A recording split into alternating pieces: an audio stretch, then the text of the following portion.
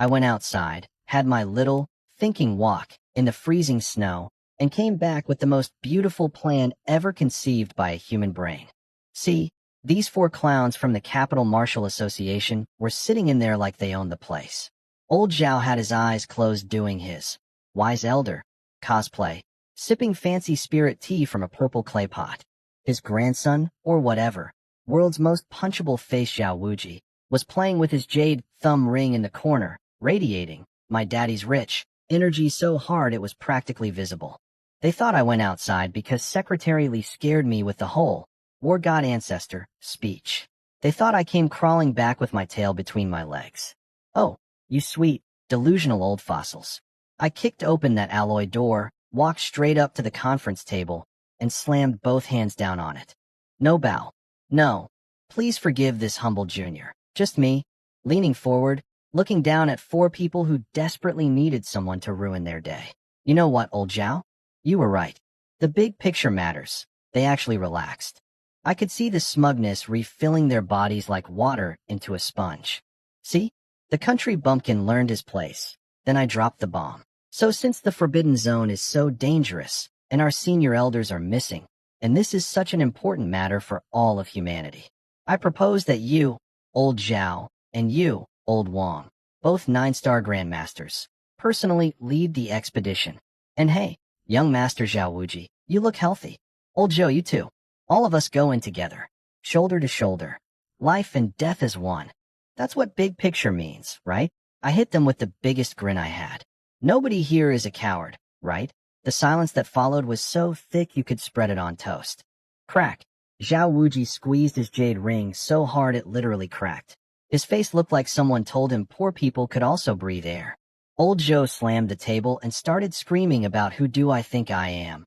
How dare I give orders? Am I insane? They represent the capital, blah blah blah. Basically a full toddler meltdown, but from a grown man with a cultivation rank. And old Zhao? Oh, old Zhao was vibrating with rage. But I watched his eyes. I watched them flick down to my empty hands. No weapon. I could practically read the subtitles in his brain. This arrogant fool didn't even bring a weapon. I have my premium alloy saber. One slash and he's in 2 pieces. If he dies for insubordination, that is the big picture. Secretary Lee screamed. And oh, from the corner, credit to the guy, being only 6-star peak he at least had fast instincts even if his body couldn't keep up. Too slow though. Old Zhao exploded. 9-star peak blood energy erupted like a volcano. He ripped out that long saber, turned into a blur, and came at my face with a slash that could split a mountain. And me? Standing right there. No weapon. Just vibes.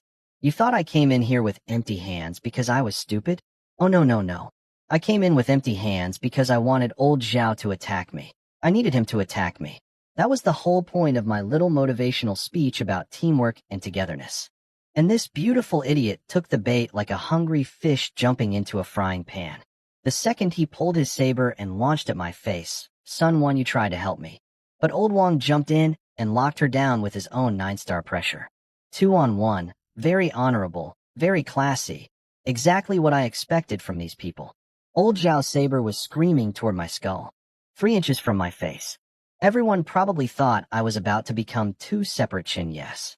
But see, here's the thing about having a storage ability nobody knows about. I flipped my wrist, and a pitch-black alloy spear materialized out of literally nowhere, right into my hand. Like a magic trick, except the rabbit is a 7-foot murder weapon. I poured every drop of my half-step war god blood energy into it, and fired off a perfected Azure Dragon spear technique. The whole room heard a dragon roar. From my spear. My spear literally roared. Old Zhao's face went through about 17 emotions in half a second. Confidence, confusion, recognition, denial, and then just pure, oh no, he realized, way too late, that my empty hands weren't arrogance. They were a trap, and he jumped into it feet first with his eyes open. But credit where it's due, the old man went all in. Under the pressure of almost dying, he actually broke through to a new level with his saber. His blade started humming, glowing, the whole dramatic package. He got this crazy grin on his face like, this is the strike of my lifetime. Cool. My spear went through his body like a hot knife through butter. His greatest strike ever, stopped 3 inches from my face. Just hung there. Couldn't go 1 millimeter further. He coughed up blood, and not the clean kind, the chunky kind with bits of internal organs mixed in. His legendary breakthrough saber energy popped like a balloon meeting a needle. There he was, a 9-star grandmaster, skewered on my spear, hanging in the air like a kebab. The room went so quiet I could hear Zhao Wuji's brain short-circuiting. But old Zhao was tough, I'll give him that. He screamed like a wounded animal, blasted out all his remaining energy, and literally ripped his own body off my spear, spraying blood everywhere like a broken fountain, and launched himself backward. Running from me, I stomped the ground so hard the alloy floor cracked, and chased him down. My spear turned into an angry sea dragon going for round 2. Old Wang tried to jump in and save his buddy, but Sun Wanyu, my beautiful, terrifying partner, slammed him with the full force of her SSS-rank psychic power and pinned him in place like a bug under glass. "You started flipping tables," she said with the coldest smile I've ever seen on a pretty face. "Now you don't get to complain when we're the bold ones. Sit down." Old Wang couldn't move an inch. Meanwhile, young Master Zhao Wuji, the guy who was calling me a mud-legged peasant 5 minutes ago, literally fell backwards off his chair screaming and started crab-walking away on the floor. Dignity? Gone. Pride? Evaporated. Pants? Possibly wet. 8-star old Zhou was frozen in his seat, sweating so hard his entire back was soaked through. The man who was screaming, "Who do you think you are?" earlier couldn't even raise a finger. And old Zhao? He tried to block my follow-up strike with his saber hand. My spear did a little twist, a tiny flick really, very casual, dodged his blade entirely, and punched straight through his right wrist. Bones shattered, tendons shredded. His precious premium alloy saber clattered to the floor like a piece of junk. His scream could probably be heard back in the capital. So just to recap, I walked in with no weapon, gave a speech about teamwork, got attacked by a 9-star grandmaster, pulled a spear out of thin air, skewered him, chased him down, and destroyed his sword hand. This is what big picture looks like. I wasn't done with old Zhao. Not even close. My spear became a blur. 3, 4 strikes, so fast you couldn't even see them. Each one found a tendon in his arms and legs, and snipped it like cutting ribbon. His knees buckled. This 100-year-old, high and mighty, I decide who lives and dies, 9-star grandmaster, dropped to his knees right in front of me. On the floor. Kneeling. The look on his face was priceless. Imagine a man who spent a century having everyone bow to him, now staring up at a mud-legged peasant, from his knees with blood pouring out of all 4 limbs. I wish I had a camera. Inside that old skull, I could practically hear the gears grinding. He was doing the whole, "I'll endure this humiliation now and skin this boy alive later," mental gymnastics. Even compared himself to some ancient general who crawled between a bully's legs. Cute. Real cute. He actually squeezed out a begging expression. 100-year-old 9-star grandmaster making puppy eyes at me. I almost felt bad. Almost. Old Wang started screaming threats. "You dare do this. You're seeking death." I just turned my head and pointed my still-dripping spear at him. He froze. 1 second of mental weakness. 1 tiny crack in his composure. That's all Sun Wanyu needed. Lock. She unleashed her 9-layer divine mind lock. An invisible psychic chains wrapped around old Wang like he was a Christmas present. The man turned purple. Couldn't move a finger. A lifetime of being treated like royalty. And now he's standing there gift-wrapped by a woman half his age. Sun Wanyu looked very satisfied for about 1 second. Then I saw reality hit her face. Oh no, we actually just beat up 2 of the capital's top people. How do we clean this up? Secretary Lee in the corner wasn't even breathing. But I caught something interesting in his eyes. He wasn't scared of me anymore. He was impressed. The man was mentally updating his resume to "works for Chunyi" in real time. And Zhao Wuji, the mighty heir of the war god's family, sitting on the floor with his mouth hanging open like a broken mailbox, mumbling, "He's crazy. He's crazy," on repeat. His entire worldview was having a system error. Then old Zhou, 8-star, the table slammer from earlier, finally cracked under the pressure and stuttered out. The big picture. Remember the big picture? I turned and looked down at him with my sweetest smile. Big picture? You're absolutely right. It is because I care about the big picture that I only stopped old Zhao from hurting people. I didn't kill him. See, that's my version of big picture thinking. Zhou and Zhao Wuji looked like they were about to have simultaneous aneurysms. I crippled all four limbs of a 9-star Grandmaster and made him kneel, and I called it, just stopping him. I could feel their blood pressure spiking from here. I raised my voice so nobody could miss it. I don't know what your big picture means, but my big picture is simple. We share the good times and the bad times together. Then I pointed my spear at the howling blizzard outside. Let's go. Since you people have all the intelligence about the Snow Mountain Forbidden Zone, we're all going in. Together. The reaction from Zhao Wuji was instantaneous and spectacular. He went from broken mailbox to cat whose tail got stepped on in 0 seconds flat. Started screaming, crawling backwards, waving his hands like a drowning man. No, I can't go. I'm only 7-star. I'd be dead weight. Let me stay and do logistics. Please. Now this was interesting.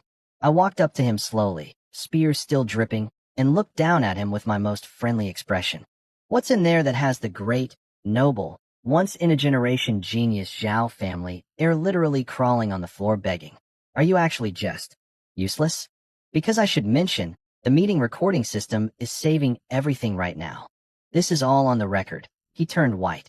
Started babbling about how we could pretend today never happened, how nobody needs to go in, how we should all just sit here and wait for the war god to show up. How the Zhao family would totally not seek revenge if I just stopped right now. Sure, buddy. And I'm the Emperor of the Moon. I ignored him and turned to Secretary Li. What exactly is the situation? This is your territory.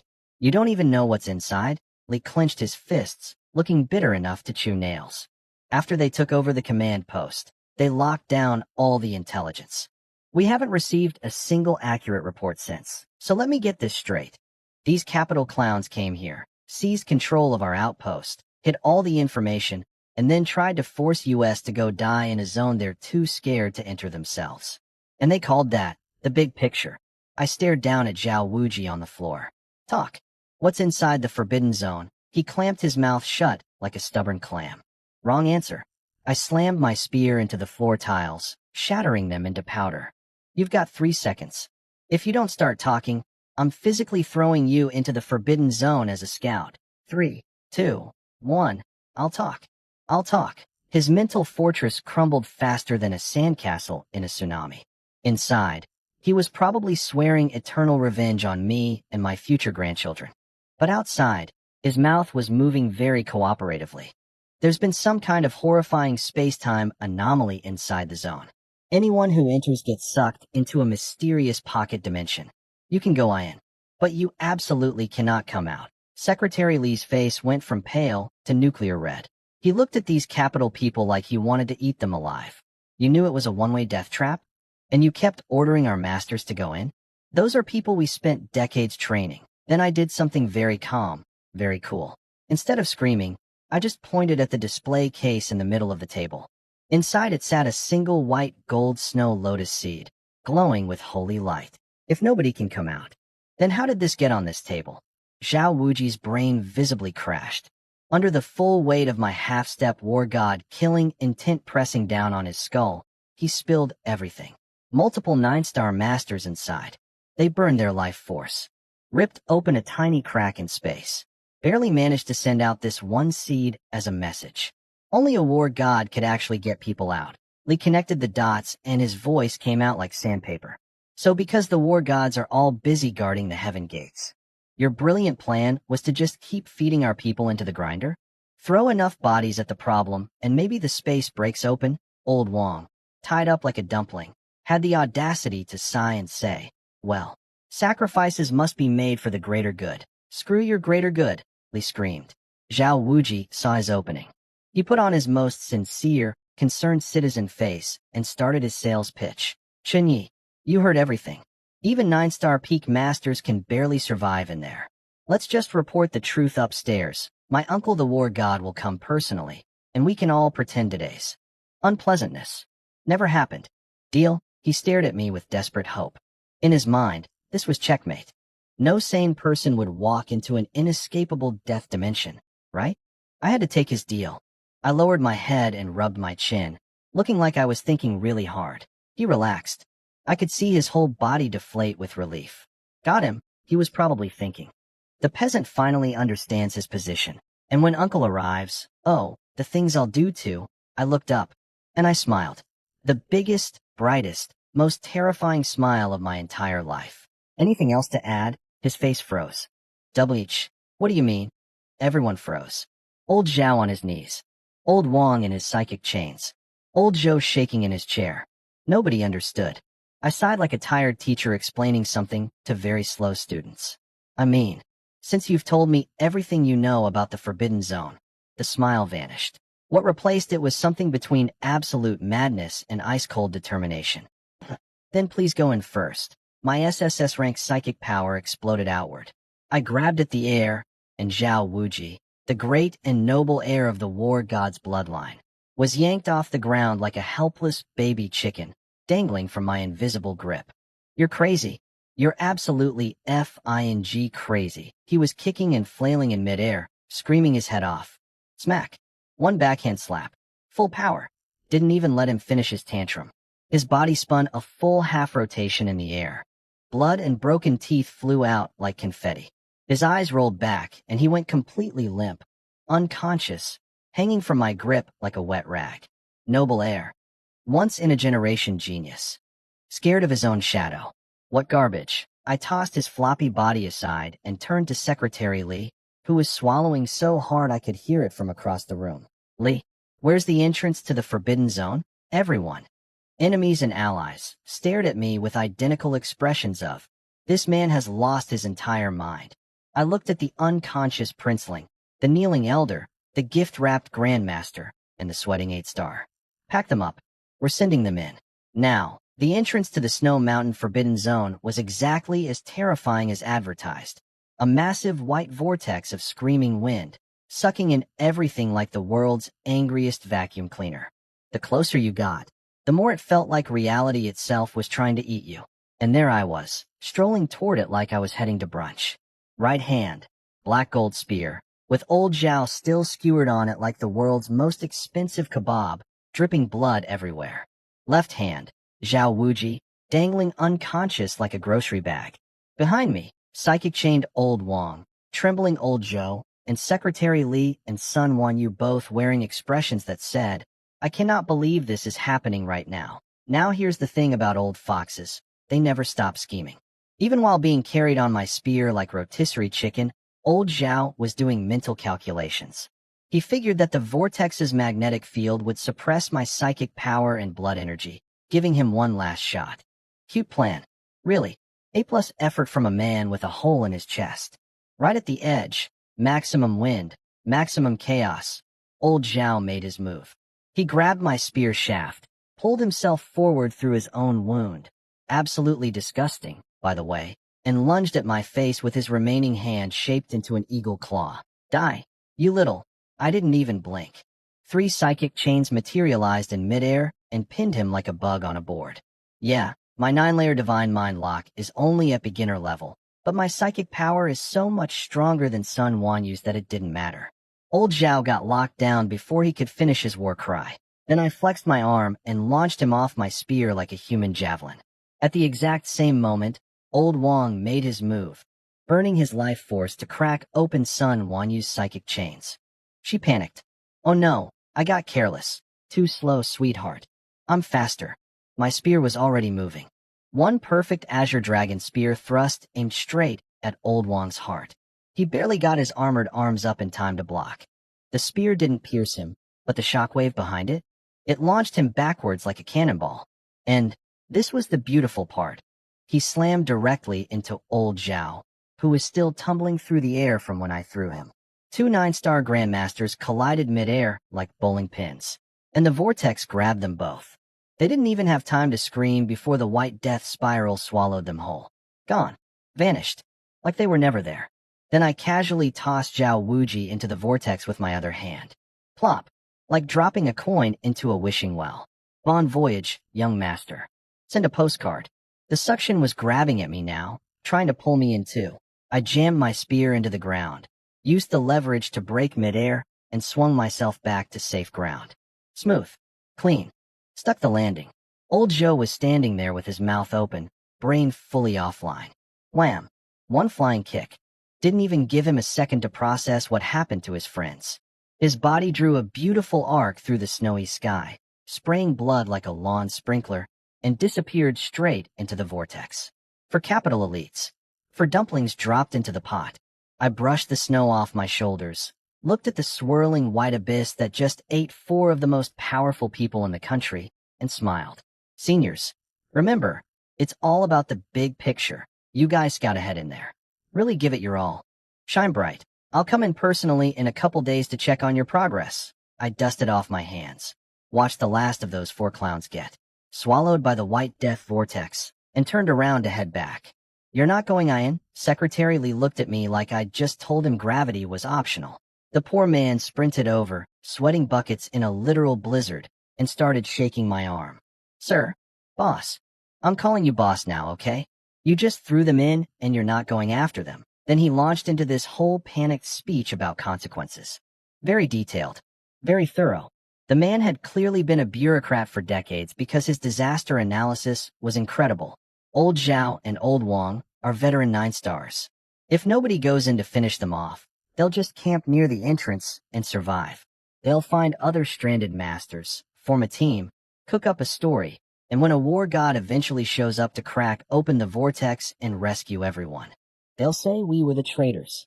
They'll say you and I tried to murder them. No evidence, no witnesses, just their word against ours in front of a war god. Valid points. All of them. 10 out of 10 strategic thinking. I put away my spear. Relax. Lee looked at me like I'd said, relax, while the house was on fire. Let them scout ahead for us. I need a few days to rest. Rest? His eyes nearly popped out. A war god could literally descend from the heavens any minute to vaporize us both, and I said I need a NAP. But see, I had more important business to attend to. I slowly turned my head and looked at Sun Wanyu. Really looked at her. She knew that look. Her face went from ice queen pale to tomato red in about half a second. Her heart was visibly pounding through her combat suit. She'd seen this exact expression before, on the private jet, right before I turned her world upside down for several consecutive hours. You're insane, she hissed through clenched teeth, eyes blazing. This is a life and death situation. There's a death dimension right there. And you're thinking about that? I ignored her adorable outrage and turned back to Lee with my most serious, professional face. Secretary Lee, don't panic. I need to see if I can break through to the War God realm.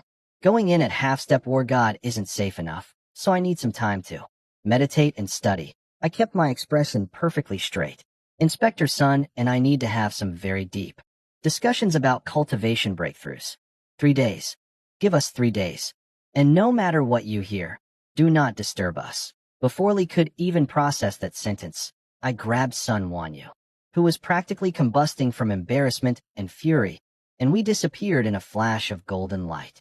Gone. Just like that. Lee stood alone in the blizzard, snow blowing into his wide-open mouth, brain completely short-circuiting. Discuss? Study? 3 days of no interruptions? I could practically hear his internal screaming from a mile away. The man was pacing back and forth in the snow like a broken robot, trying to convince himself that there was no way his commanding officer had just yeeted 4 VIPs into a death dimension and then immediately dragged a beautiful woman away for a 3-day cultivation retreat. 3 days to break through to War God? Is he crazy or am I crazy? What if he just pulls up his pants and runs? Poorly, standing there in the freezing wind, snow crusting onto his cold sweat-covered face, desperately trying to figure out his exit strategy in case I turned out to be completely full of it. This Chunyi is absolutely unreliable. Sorry, Lee, but a man's gotta have priorities. The second that heavy alloy door closed behind us, Sun Wanyu exploded. You're really not going in? You punched a hole in the sky, and now you're going to hide in a room? I calmly sat down on the leather sofa and ignored her. I had things to do. I called Lung Yu on video chat. Babe, is Suching still in closed-door training? On the screen, Lung Yu's gorgeous face immediately got that jealous pout. My very first words were about another woman. She was loading up a sarcastic comeback when I cut her off. No time for jealousy. We are in deep trouble. Meanwhile, Sun Wanyu was standing behind me with her arms crossed, rolling her eyes so hard they nearly fell out of her skull. I could literally feel her disappointment radiating like a space heater. In her mind, this dog of a man just declared war on a war god's family, put an entire region on a grill, and the first thing he does in the room is video call his girlfriends? Hopeless.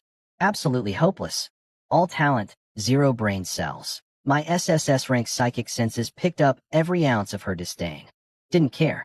Let her think I'm an idiot. She'll see. I laid it out for Lung Yu in 30 seconds flat. Capital people, death trap, kicked them all in. Need to become a war god in 3 days. Go, go, go. Then I gave my orders. Suchinga just broke through to 4-star, right? Her level is still low enough that breakthroughs are fast. Feed her that remaining bottle of Beast King essence. Don't worry about unstable foundations. Just push. Also, go to Elder Chin and get 2 more bottles.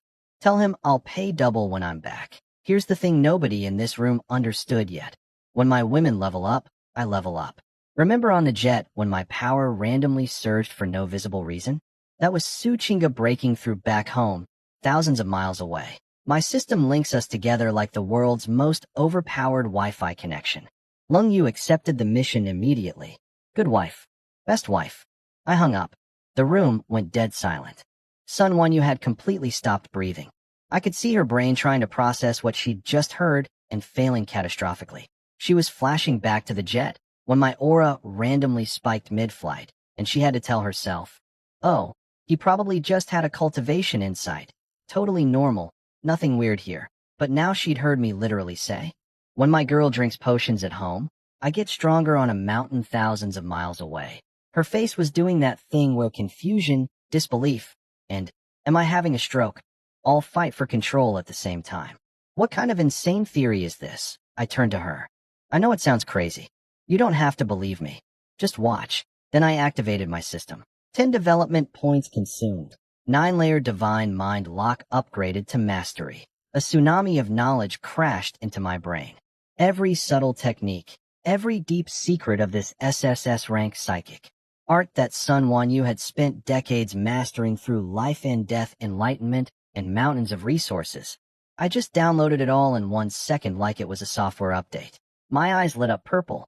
9 fully formed psychic chains exploded out of thin air. No hand seals, no warm-up, no nothing. Like 9 sea dragons bursting from the void. They wrapped around Sun Wanyu before she could even blink. Her first reaction was pure feminine outrage. This horny dog is doing this here?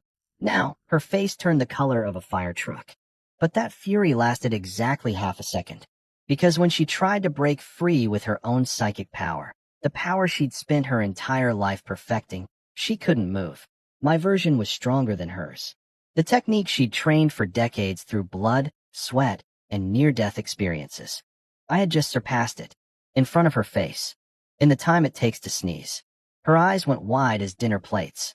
Her brain officially blue-screened. And me? I just smiled. Teacher son, class is in session. I tossed Sun Wanyu onto that massive snow-white fur bed and watched her brain try to reboot. You could literally see the conflict on her face. Decades of cultivation knowledge screaming, this is impossible, versus her own eyes telling her, but it keeps happening. I leaned in close. We have no second option anymore. She flinched. Because she knew I was right. She helped me kick the capital people into a death dimension. She's on this sinking ship with me now. Either she believes I can break through to War God, or we both die when the real War God shows up for revenge. I could read her thoughts through my psychic senses. She was thinking, this horny dog probably just wants one last good time before we both die. That's his real plan, isn't it? Then she thought, well, if we're gonna die anyway. That's the spirit, teacher son. But then, and I swear the universe has comedic timing, my system pinged. Suchinga has broken through again. Tenfold return triggered. Gene development 1%. Current gene development 98%. My power surged. Right there. In the middle of everything. No warning, no build-up, just boom, another massive jump. Chinga, you absolute legend. Thousands of miles away, chugging Beast King essence like energy drinks, carrying this entire operation on her back without even knowing it. MVP. Wife of the year. I'm buying her a mountain when I get home. Sun Wanyu felt the power spike and her eyes went so wide I thought they'd fall out. You? You just got stronger again. You didn't even do anything. You were just talking. I grinned down at her. Felt that? Chinga leveled up at home. So I leveled up here. Her brain. Error 404. Reality not found. I'm at 98% now. Almost there. One more push, and I break through to War God. And for that last push, I need you. Fully. Completely. No holding back. No defenses. Now, here's something most people don't know about 9-star female masters. They have such insane control over their own bodies that they can basically choose whether or not certain biological consequences happen. A built-in defense system, if you will. I needed her to turn that off. She was 100% convinced I was making this up just to satisfy my ego. This pervert is definitely lying to trick me into. But then another wave of my skyrocketing aura washed over her, and her rational brain threw up its hands and quit. Her internal monologue basically went, he's insane. This is insane. I'm insane. We're all insane. But his power is going up, and we are going to die if he doesn't become a war god so fine. Whatever. Let's be insane together. She closed her eyes. Her eyelashes trembled, and she dropped every last barrier. All of them. Listen, I know what this looks like. I know Secretary Lee is outside in the blizzard having a nervous breakdown. I know 4 capital VIPs are floating around in a death dimension.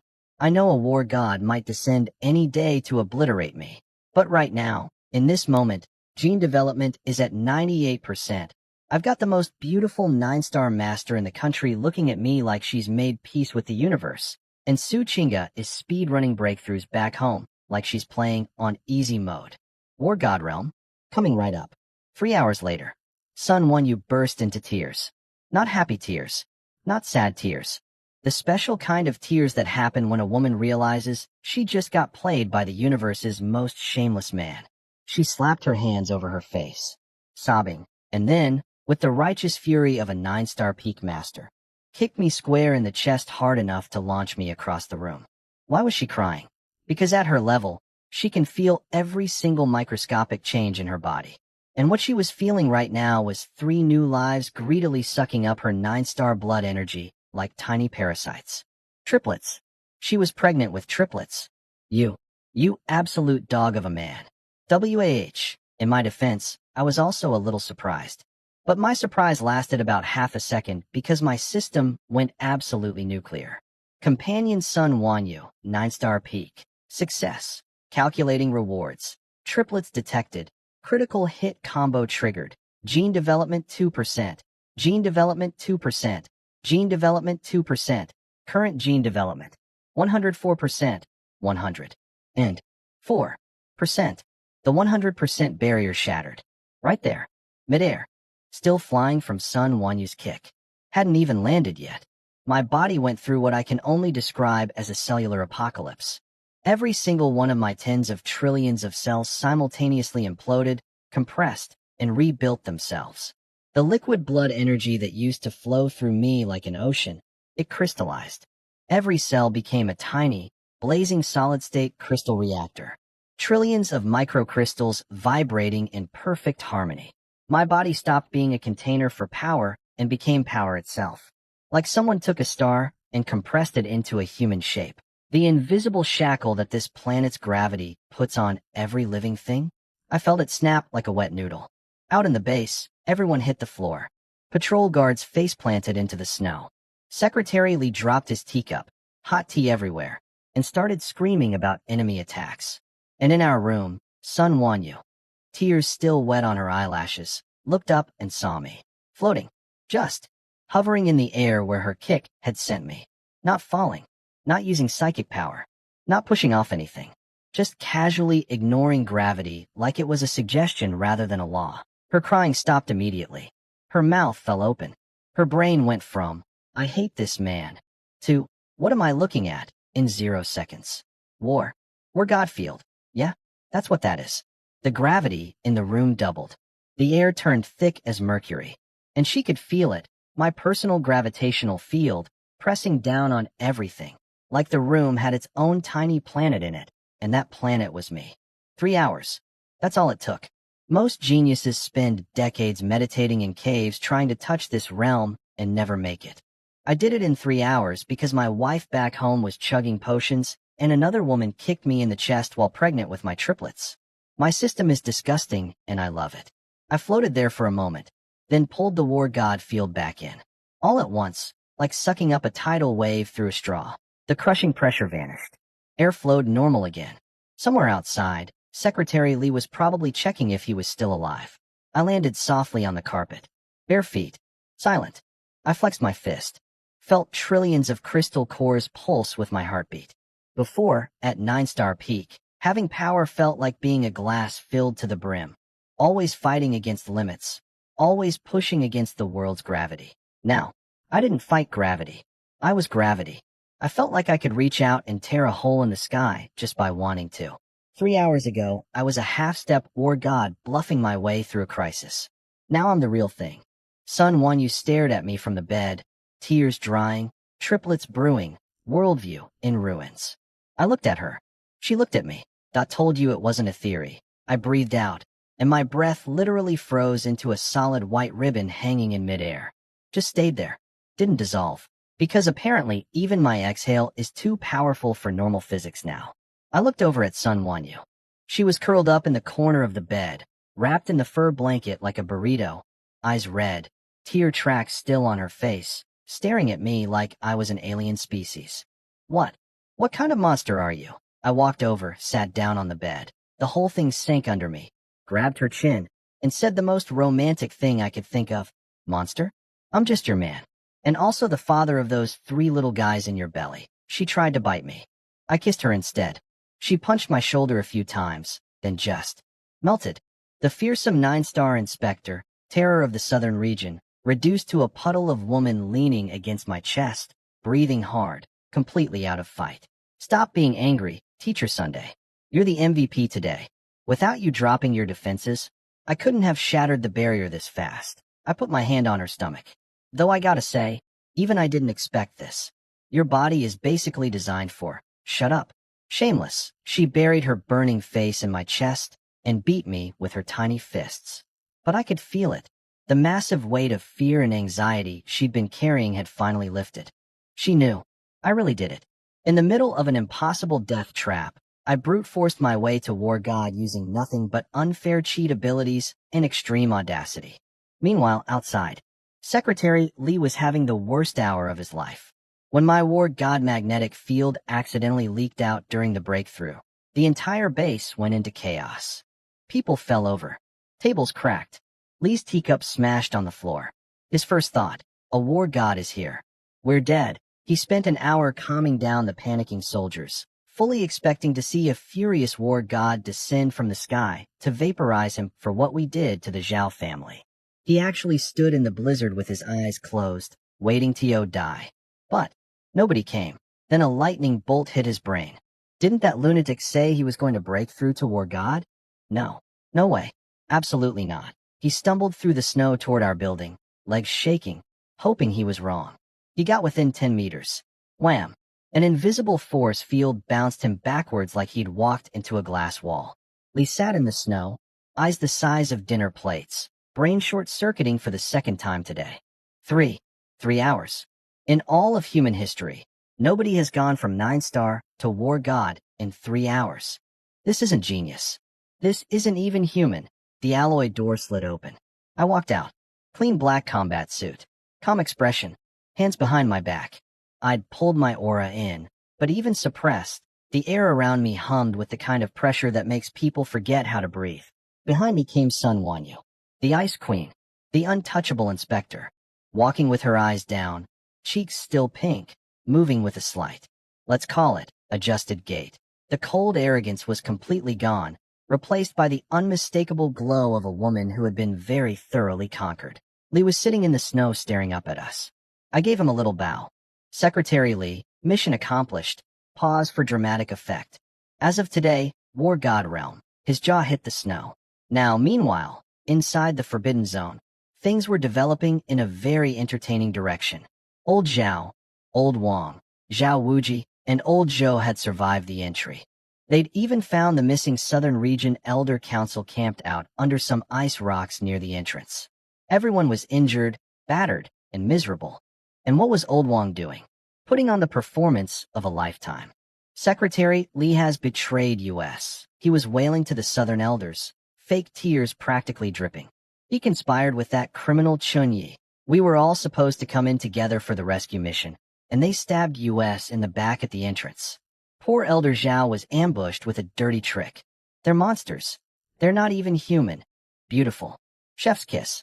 The man was skewered, chained, humiliated, and kicked into a death dimension, and his first move upon landing was to start building a legal case. These capital people really are built different. Too bad for them. The guy they're slandering just became a war god. In 3 hours. After making triplets. Life comes at you fast. Now, I wasn't inside the forbidden zone to witness this personally. But based on what I pieced together later, here's what was happening while I was walking out of that room as a freshly minted war god. Old Wong was in there giving the performance of his life. Screaming, spitting, the whole theater production. They're animals. They ambushed us. Li Heng is a traitor. His spit was literally freezing into ice crystals midair. That's how cold it was in there. Also how hard he was yelling. He fully expected the Southern Region elders to grab their pitchforks and swear vengeance on me. Instead, silence. Beautiful, deafening, soul-crushing silence. The 3 half-step war god elders from our Southern Region just glanced at him, looked at crippled old Zhao lying there like a broken mannequin, looked at Zhao Wuji's bruised face, and then went right back to meditating. Not one word. See, these old guys had been stuck in the Forbidden Zone for weeks. They'd been forced in here by these exact capital clowns. Their people were threatened, bullied, and used as disposable scouts. They knew exactly who the real villains were. In their heads it was probably something like, Li Heng? That coward? If he grew the spine to fight back, whoever's standing behind him must be absolutely terrifying. And these capital idiots clearly poked the wrong bear. Good. The other trapped masters were whispering in their little groups. Believe that nonsense? These bastards threatened our families to make us come in here. Someone called Chin something Rectum? Legend. They tried to use him as cannon fodder and got reverse cannon foddered. Shoo, keep it down. Nobody gave old Wong a single word of support. Not one hand of sympathy. Not even a pity nod. He was standing there screaming into the void like a street performer with zero audience. His face went through every color. Red, white, green, purple, like a human mood ring. He was so embarrassed he probably wanted the ground to swallow him. Which, ironically, was about to almost happen. Boom. The deepest part of the Forbidden Zone shook like something massive had rolled over in its sleep. The ground trembled. Multiple waves of beast pressure, the kind that makes your bones vibrate, blasted through the blizzard and slammed into the camp. The Grand Elder shot to his feet. The spatial rift is expanding again. More beast emperors are coming. See, here's the deal with Snow Mountain.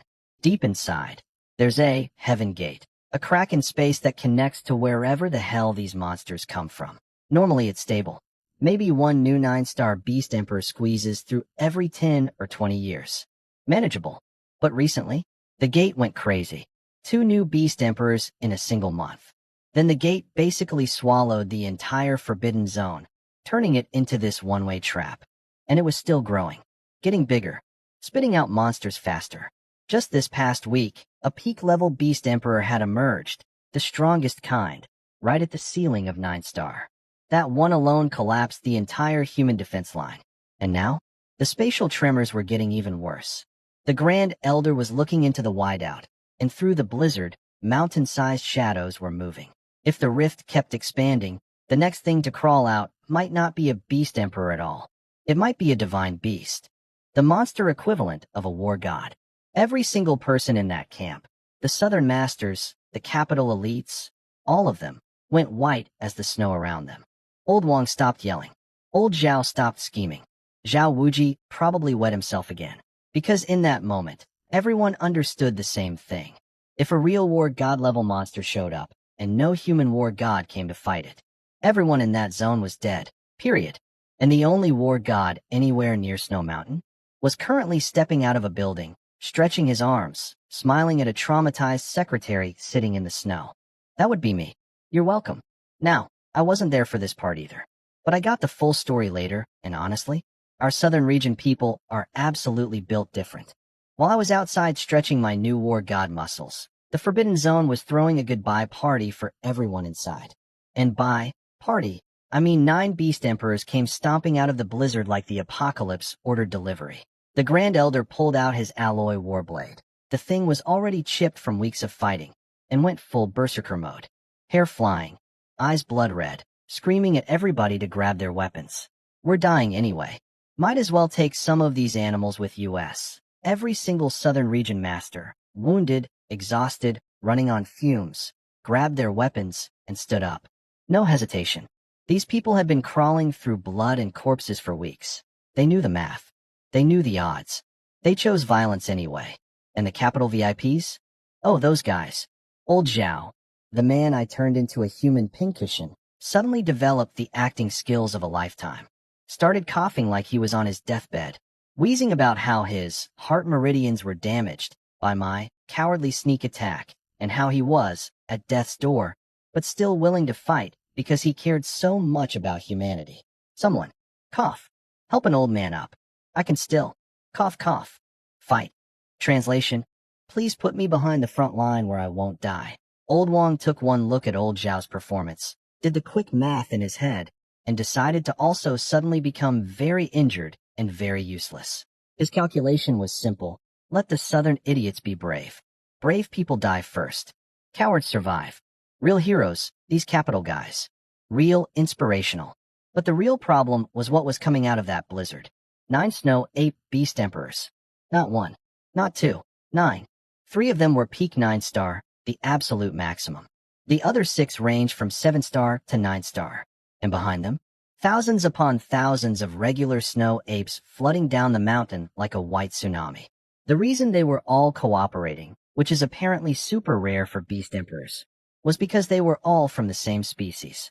Same tribe, same hierarchy, one big happy family of murder monkeys. And right in the middle, leading the charge, was the new one. 100 meters tall, a living mountain of silver fur streaked with dark gold. A mutant peak 9-star beast emperor that had just crawled out of the spatial rift. The kind of thing that made other beast emperors look like house pets.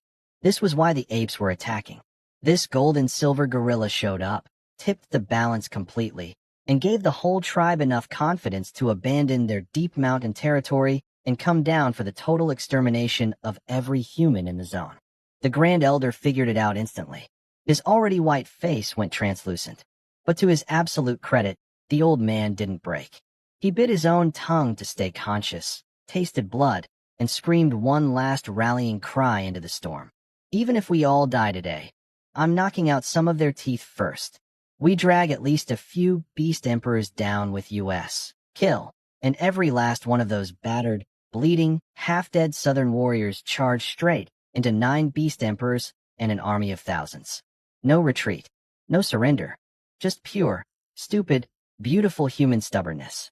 Meanwhile, their shiny new war god was outside the forbidden zone, cracking his knuckles, completely unaware that his timing was about to be the most dramatic entrance in military history. But we'll get to that. Now let me tell you what was happening right before I made my entrance, because the timing was absolutely cinematic. Old Wang and Old Zhao were putting on the greatest buddy cop act in military history. Wang grabbed Zhao and screamed, "Brother, we fight together," making sure to move as slowly as humanly possible so they'd end up at the very back of the charge. Then Zhao pushed him away dramatically. "Go on without me. I'm a cripple. Save yourself." Wang, internally, "You sneaky old corpse, you're just trying to camp in the back." But he didn't care anymore. Mission accomplished. He was officially at the rear with a believable excuse. He sighed tragically, said, "Farewell, brother," and jogged forward at the speed of a grandma crossing the street. Meanwhile, the 3 Southern Elder half-step war gods did something actually heroic.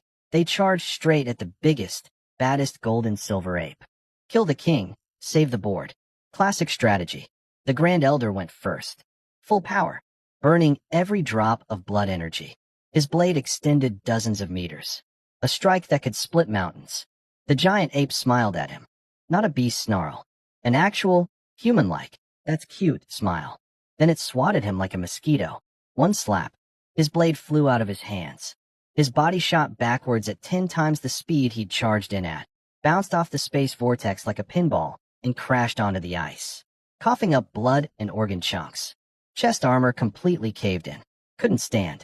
This thing wasn't just 9-star peak. It was beyond 9-star peak. Almost divine beast territory. The other masters charged and got absolutely steamrolled. Blood on snow. Screaming everywhere. Total collapse. Wang saw the Grand Elder get one shot and hit the brakes so hard he probably left skid marks on the ice. The Grand Elder lay there in his own blood, watching his brothers fall one by one. Behind him, Death Vortex. In front, unkillable ape gods. He closed his eyes. This was it. The end. Then, the entire world stopped. The vortex behind them, that screaming, raging tornado of death, just froze. Mid-spin, snowflakes hung motionless in the air like someone paused a movie. The deafening roar of the storm cut to absolute silence. And then a hand reached through from the other side. Just casually, like reaching through a curtain. That spatial barrier. The one that multiple 9-star masters had burned their life force to barely crack open enough to send one lotus seed through. I grabbed both edges and ripped it apart like wet tissue paper. Tore a hole big enough for several people to walk through side by side. The Grand Elder lifted his bloody head, saw the torn open sky, and his face went from accepting death to salvation in one heartbeat. Then he saw me walk through, and his face went from salvation to who the hell is this kid? Fair reaction. I'm 20-something. He was expecting a legendary war god. He got a guy who looks like he should be in college. Sun One, you stepped through behind me, still a little flushed from cultivation discussions. She spotted the Grand Elder lying in blood and screamed his name. Then from across the battlefield, a shriek. A massive snow ape had grabbed a 7-star master in its paw and was about to crush him. Sun One, you turned to me to yell for help. I was already gone. No sonic boom. No energy trail. No transition. I was standing next to her. And then I was standing in front of the ape. Like someone cut out the frames in between. Nobody saw me move. Not the humans. Not the beast emperors with their supernatural senses.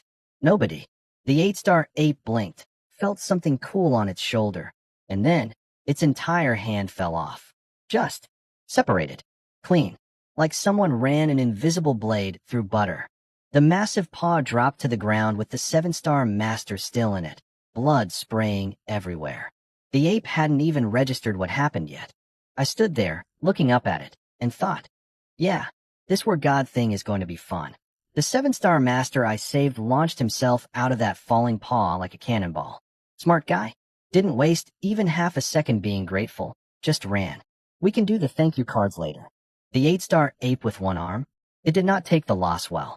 It screamed, the kind of scream that shakes snow off mountains, and swung its remaining arm at me like a wrecking ball. Full power. Full rage. Full stupid. The Grand Elder screamed, watch out, from the ground. Sweet man. Very concerned. Completely unnecessary. Here's what being a war god feels like. Everything around me went into slow motion. Not because time actually slowed down. My magnetic field was bending space and light around me, making everything look slow. The ape's arm came at me like it was moving through honey. I tilted my body about 2 inches to the side. The death hurricane of ape fists sailed right past me. Didn't even ruffle my hair. Then my black gold spear appeared in my hand. I don't even remember pulling it out. It was just there, and I did the simplest, most boring, most casual thrust I've ever done in my life. One poke. At its head. Boom. That skull, the kind that supposedly can tank military-grade alloy missiles, popped like a watermelon at a summer festival. Brains and blood sprayed everywhere in a beautiful radial pattern. Very abstract art. Very disgusting. The headless body didn't even twitch. It just toppled over like a felled building and crashed into the ice so hard the entire camp bounced. Silence. Total. Absolute. Did that just happen? Silence. Every Southern master stood there with their mouths open, staring at me.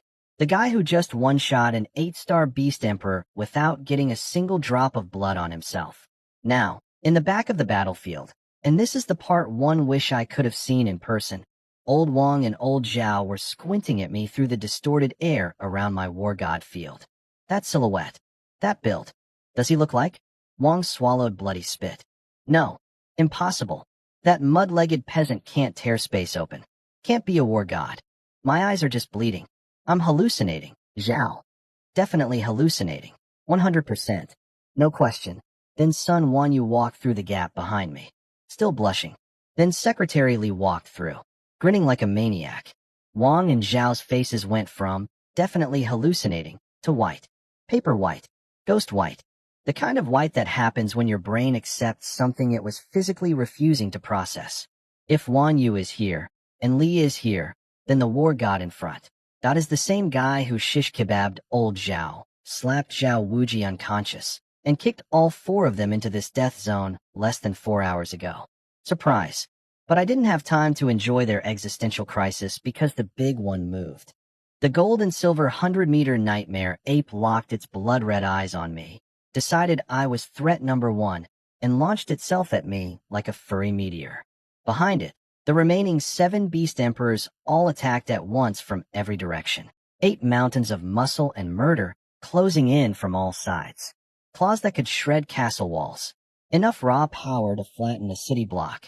And in the middle of all of it, just me, looking very small, looking very alone, looking very much like a guy about to have the time of his life. The second elder screamed for everyone to help me. If the war god falls, we all die. Appreciate the concern, old man. But I've got this. Old Wang and old Zhao were hiding in a rock crack in the back, and I found out later they were actually hoping I'd die fighting the apes. Their plan was, if I go down taking the beast emperors with me, they get rid of their enemy and loot the corpses. Business geniuses, these two. Sorry to disappoint, boys. I cranked my war god magnetic field to maximum. The air around me folded like origami. Light bent. Space warped. To everyone watching, it looked like time itself hit the slow motion button. 8 beast emperors closing in from all sides. I only had eyes for one, big gold and silver in the center. The boss. The king monkey. My spear became a black lightning bolt aimed straight at its skull. It tried to block. Both massive arms swinging, covered in golden energy, coming at me from both sides like 2 freight trains. But my Azure Dragon spear at perfection level 6 doesn't care about your arms. The spear sang. A dragon roar echoed through the void. My weapon twisted, folded, spiraled through impossible angles, threading through the gaps between multiple beast emperor claws like a needle through fabric. I was aiming for its brain. Would have gotten it too, but too many giant paws in the way. Instead, my spear punched straight into its right eye. The eyeball, literally the size of an SUV, exploded. Thick goo, black blood, and crystallized eye juice fountained into the air like the world's most disgusting fireworks show. The unbeatable, terrifying, mountain-sized gold and silver beast emperor that had one-shot the Grand Elder 5 minutes ago. It screamed, clutched its face, and ran away, crawling, stumbling, leaving a trail of blood carved into the ice behind it. Full panic mode. The schoolyard bully just met someone bigger. Going somewhere.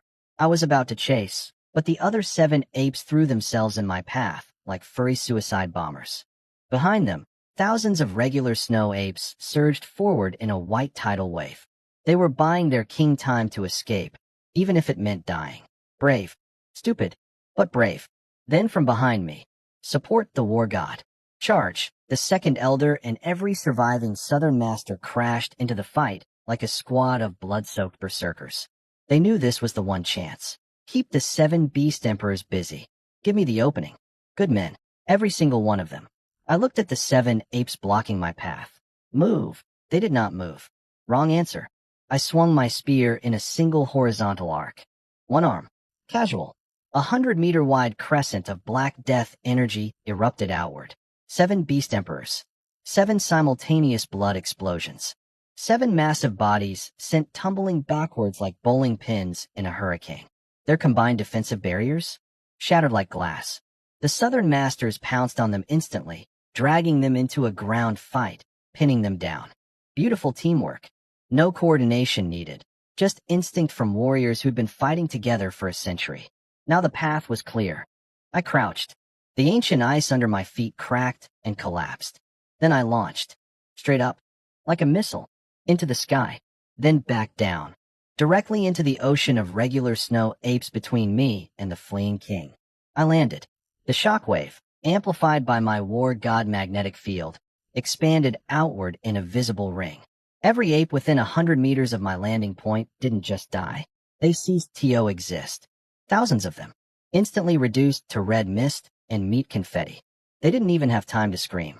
1 second, army. Next second, modern art. I didn't look at the mess. Didn't need to. I was already moving. A streak of dark gold light following the trail of hot blood up the mountain. Every other predator hiding along the mountain path since me coming in fled.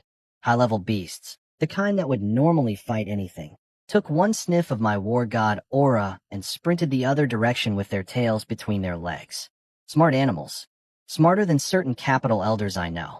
The gold and silver ape was fast. This was its home turf, its mountain, its snow. But I was faster. I chased it all the way to the summit.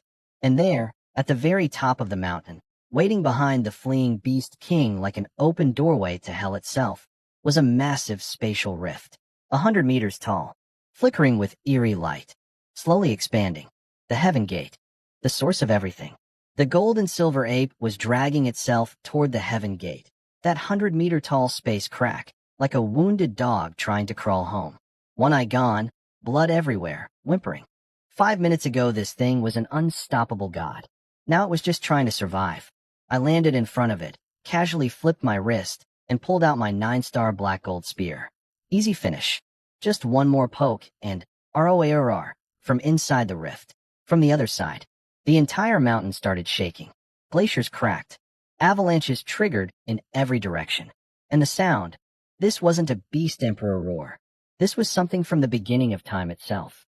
Something so powerful it made the gold and silver ape look like a hamster. A divine beast. The real deal. War god tier monster. The parent of this oversized monkey I was about to skewer. It couldn't fit through the rift yet. Too big, cracked too small. But it was screaming a message loud and clear across dimensions. Touch my child, and I will end everything you love. Cute. I smiled. You sent your kid out here. You should have packed it a life insurance policy. But before I could finish the job, a claw came through the rift. Just one paw. And it was 10 times bigger than the gold and silver ape's entire hand. Ancient white fur. Fingers thick as mountain ridges. The space around it started cracking just from its presence. It swatted at my killing thrust. Clang. The collision between my war god spear and a divine beast's casual block sent a visible shockwave across the entire mountain peak. Ancient glaciers got shaved down by meters. The sound was like doomsday bells ringing. The recoil knocked me back dozens of meters. My hands tingled. I looked at my spear, hairline cracks on the tip. 9-star weapons can't handle war god versus divine beast collisions. Good to know. Need an upgrade. The giant paw reached down to scoop up its injured baby. Rescue mission. Very touching. Very parental. I was almost moved. Almost. I reached out with my psychic power, recalled the 7-star spear I'd thrown through the ape's leg earlier. It ripped itself out of the ice and flew into my left hand like a loyal dog. Then I threw it. Hard. Javelin style. Hypersonic. Aimed at the gold and silver ape's skull, while Mommy's paw was busy reaching for it. The divine beast's paw reacted instantly. Backhand swatted my 7-star spear away like a fly. Clang. Deflected. Easy. The gold and silver ape saw this, and its remaining eye lit up with pure joy. Saved. Grandpa/Grandma got it. It's going to live. That joy lasted about 1/10 of a second. Because while the divine beast was busy slapping away the 7-star javelin, which was the distraction, my 9-star black gold spear had already silently crossed the distance. Nobody saw it coming. Not the divine beast. Not the baby ape. By the time the gold and silver apes won surviving, I noticed something in its peripheral vision. There was already a spear buried dead center in its forehead. Its pupil dilated, then went blank. See, here's the thing about fighting Chunyi. The attack you block is never the one that kills you. The one you don't see? That's the real one. 2 spears. 1 loud decoy. 1 silent killer. Oldest trick in the book. And a divine beast just fell for it. So here's what happened. My last backup 7-star spear, the one I threw while the divine beast was busy swatting away the decoy, punched straight into the golden silver ape's forehead. And a split second later, as Mommy's paw was pulling baby back into the rift. Boom. Head exploded. Melon style. Brains everywhere. Headless body dangling from its parent's grip like the worst Christmas present ever unwrapped. 3 spears. 2 were distractions. The third was the kill shot pulled from storage at a speed even a divine beast couldn't track. From inside the rift came a sound I can only describe as a god having a nervous breakdown. The entire mountain shook so hard it started shedding glaciers like a wet dog shaking off water. That divine beast just watched its child's head pop like a grape while holding the body. Sorry, big guy. Shouldn't have sent your kid to a planet where I live. Now, down at the halfway camp, while I was up top dealing with interdimensional family drama, old Zhao was making his move. This guy? This guy? He felt the mountain shake, heard the divine beast roar, and his scheming little brain went, perfect. I can use this. He fake coughed up blood. Very dramatic, very convincing, 0% real, and crawled over to the Grand Elder. Oh no, that's a divine beast up there. That young war god is surely doomed. I must immediately escape back to the outpost and call my family's war god ancestor for backup. Quick, cover my retreat. The Grand Elder actually hesitated. A second war god as backup did sound appealing. Absolutely not, Sun Wanyu. My girl stepped forward with a blade in her hand and murder in her eyes, shutting that nonsense down before it could breathe. She didn't even bother arguing, just went straight to violence. 9 psychic chains erupted from thin air and wrapped old Zhao into a mummy, including one across his mouth. The man was wiggling on the ground like a caterpillar, bug-eyed, trying to scream through a gag made of pure mental energy. Then Sun Wanyu turned to the crowd and gave the speech of her life. Don't let these 2 con artists fool you. They came to the outpost, seized power, and sent your people into this death trap as disposable scouts. If Chun-Yi hadn't broken through to War God and kicked them in here, it would be US rotting in this hellhole right now. She pointed toward the mountain peak, toward me. Chun-Yi is the youngest, most terrifyingly talented war god in Southern region history. He's up there right now fighting for all of you. He is our last hope. By the time any backup these cowards call actually arrives, we'll already be bones in beast stomachs. Old Zhao heard the word, war god, and his eyes nearly exploded out of his skull. He was thrashing around on the ground going, MMPH, MMPH, trying to yell that it was impossible, that I was a fake, that it was some trick. Nobody was listening. Then, almost like I planned it, which I absolutely did not, but I'll take credit anyway, another roar from the peak triggered a massive avalanche that came crashing down and sealed off the valley. Cut off the 7 remaining Beast Emperor's escape route completely. And those 7 apes? The ones that had been fighting like rabid demons 2 minutes ago? They started whimpering. All 7 of them, trembling, making sounds like scared puppies. Because they just felt their king die. And whatever was roaring from inside that rift, it wasn't coming to save them. Funny how fast, unstoppable killing machine turns into, please don't hurt me, when the boss goes down. Down at the camp, the second elder figured it out instantly when all 7 beast emperors started whimpering like kicked puppies. The king ape is dead. Chun-Yi won. Kill them all. Welcome our war god home. The southern masters went from accepting death to revenge mode in 0 seconds. Absolute maniacs. I love every single one of them. But old Wang, this cockroach of a man, wasn't done scheming. Even surrounded by monsters, even with his allies gift-wrapped in psychic chains, even knowing a war god was coming back down that mountain, his first instinct was still to try something sneaky. He put on his best, confused old grandpa act, shuffled towards Sun Wanyu mumbling, "Oh dear, what's happening? I'm so lost." And the second he got within 100 meters, his 9-star blood energy erupted, and he swung his blade at her throat. In the middle of a beast invasion, with monsters everywhere, this man tried to assassinate a human ally during an apocalypse, just so he could free old Zhao's mouth and lawyer their way out of this mess later. The audacity is almost beautiful. Sun Wanyu flinched. She genuinely didn't expect someone to try murdering a teammate with literal beast emperors 50 feet away. Who would? Clang. Grand Elder Lin Tianhong, bleeding from 17 places, armor smashed, barely standing, threw himself in front of her and caught Wang's blade on his own chipped-up war saber. Sparks flew. The old man grinned through the blood on his face. Wang number 4, I've been watching your sneaky ass for a century. The second you clench your cheeks, I know exactly what kind of crap you're about to pull. Want to touch our war gods, people? Ask my sword first. Then Sun Wanyu played the trump card. She pulled out her phone. Hit play. Volume on maximum.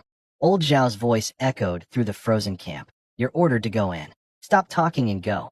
Are you defying orders? That arrogant, lives are worthless tone. That face. Crystal clear on video. The conference room recordings from the outpost. Every wounded master in earshot went from angry to volcanic. That's the exact voice he used when he sent me in. So Chunyi got the same treatment? Good. He deserved everything he got. Throw him back in. Wang, what's your excuse now? Old Zhao was thrashing on the ground like a fish, veins popping, trying to scream through his psychic gag. Probably wanted to yell that it was fake, that it was out of context, that his lawyer would hear about this. But Sun Wanyu's seal was absolute. Not one syllable escaped. Wang tried one last play. The classic, do you really want to anger a war god family? Threat. Think carefully, Grand Elder. Zhao the war god doesn't tolerate disrespect. Can you handle his wrath? Grand Elder Lin didn't even blink. We've got our own war god now. Next question. Meanwhile, I was up on the summit handling post-battle logistics. The space rift was still shaking. Inside, the divine beast was throwing the interdimensional equivalent of a tantrum, smashing against the space barrier trying to break through. But the crack was too narrow for something that massive. Like trying to shove a whale through a keyhole. Wanna come over? Wait until the door gets bigger, buddy. I'll be here. Then my war god senses expanded outward like radar, scanning the entire mountain peak. And behind the summit, hidden in a secret valley surrounded by ancient glaciers, I found something that made my eyes light up. A lake, crystal clear, unfrozen despite the insane cold. And floating on its surface, dozens of snow-white lotus flowers, each one cradling a golden lotus seed that was practically screaming with spiritual energy. These made the single white gold lotus seed from the outpost look like a dollar store knockoff. The seeds had been maturing this whole time, and now they were glowing gold. So that's what everyone was really fighting over. The apes wanted them. The capital people wanted them. The whole Forbidden Zone crisis was basically a war over the world's most expensive salad ingredients. I memorized the exact location. Filed it under, loot after I'm done working, because right now, there were still 7 scared beast emperors and a few thousand regular apes between me and a perfect ending to this day. I put away my spear, walked to the cliff edge, looked down at the battlefield thousands of meters below, and jumped. Straight down, like a missile aimed at the ground. Loot later. Violence now.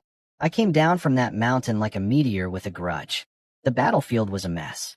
The second elder was covered in so much blood he looked like he'd been swimming in a ketchup factory, barely holding off an 8-star ape. 2 southern masters had just been swatted away like ragdolls, and a 9-star ape was stepping forward to finish them off, literally about to turn 2 human beings into paste. Not on my watch. I hit the ground so hard the snow collapsed in a 100-meter circle. My war god magnetic field erupted outward like a gravity bomb. The 9-star ape froze mid-step. Its body went slow motion, like someone poured invisible concrete on it. It looked confused for about 1/4 of a second. Then its head exploded. No spear thrust. No fancy technique. Just my magnetic field pressure alone. Crushing that. Harder than alloy. Skull like a grape between 2 fingers. Red mist. Brain confetti. The body stayed standing in a charging pose for a moment, twitched twice, then face planted into the snow. Very dramatic. Very cinematic. I should get a soundtrack. The remaining 6 apes saw their buddy get head popped, and did they run? No. They went full berserk mode. Eyes blood red. First standing up. Completely abandoning defense. Pure suicide charge. The animal kingdom's version of, I'll take you with me. Admirable, honestly. Stupid, but admirable. The second elder saw me standing on the headless corpse and burst into tears of joy. He's back. The war god is back. He killed the mountaintop monster. Every surviving southern master suddenly found energy reserves they didn't know existed. These guys were running on nothing. Wounds everywhere, barely standing. And they still charged forward to pin down the berserk apes and keep them from flanking me. These people, I swear, built out of steel and spite. I cranked my magnetic field to maximum. The charging apes suddenly felt like they were running through invisible mud. Their lightning-fast attacks became slow-motion flailing. Then I went to work. 1 thrust. 8-star ape's barrier shattered like glass, spear through the heart. Dead. The masters behind me rushed in to make sure it stayed down. 1 sweep. 7-star ape cut in half at the waist. 2 pieces. Blood rain. Everywhere. They couldn't touch me, literally could not reach my clothes. These invincible lords of the Forbidden Zone were dying one after another without landing a single hit on the guy killing them. 10 minutes. 6 beast emperors. All dead. When I pulled my spear out of the last one's skull, I looked up at what was left. Thousands and thousands of regular snow apes covering the mountainside like white carpet. They broke. Complete psychological collapse. The front rows dropped to their knees in the blood-soaked snow. Some were shaking. Some were crying. Actual tears, actual whimpering. The big ones were bowing, pressing their foreheads into the ground, begging for mercy. From apes. I'm getting surrendered to by monkeys. Any other day, that might have been funny. Might have been touching, even. Thousands of living creatures prostrating themselves, terrified, pleading for their lives with those weirdly human eyes. But I thought about the Grand Elder getting one shot. I thought about the masters who died in there over the past weeks. I thought about the capital clowns using our people as disposable meat shields. I thought about how every single one of these creatures would happily eat a human if they got hungry enough. My face didn't move. I flicked the blood off my spear, pointed it at the ocean of cowering beasts. Different species, different loyalties. My voice, amplified by psychic power, rolled across the frozen battlefield like a death sentence from the heavens. Kill them all. I went to work. My war god magnetic field expanded into a 100-meter death bubble around me. Anything that entered it just stopped being alive. Bones snapped. Organs popped. They didn't even get close enough to see me before turning into abstract art on the snow. My spear carved through the ape army like a hot chainsaw through marshmallows. Every swing, hundreds dead. Every thrust, dozens more. The pristine white snowfield turned into a red swamp that stretched to the horizon. The second elder went absolutely feral behind me. Kill them all. For South District, he'd been chased like a pig by these things for weeks. Now it was payback time. Every surviving master charged in behind me with tears and murder in their eyes. Grand Elder Lin Tianhong leaned on his broken sword and watched me work. I heard him whisper, "So this is what a war god looks like." "Yeah, old man. This is what it looks like." Sun Wan Yu stood nearby in her white outfit, still spotless somehow, watching with an expression I can only describe as, "I am carrying this man's triplets, and I have mixed feelings about it." Old Wang and Old Zhao. They looked like two men watching their own funerals being planned in real time. Every ape I killed was another nail in their coffin, and they knew it. 10,000 apes. Wiped out. The whole tribe, shattered. When I stopped, my black combat suit was somehow almost clean. My magnetic field repelled blood and gore like an invisible raincoat. Very convenient. Very stylish. I hadn't even gone to grab those golden lotus seeds yet, because I had unfinished business. I turned around and walked toward the back of the battlefield. And that's when Zhao Wuji woke up. Perfect timing.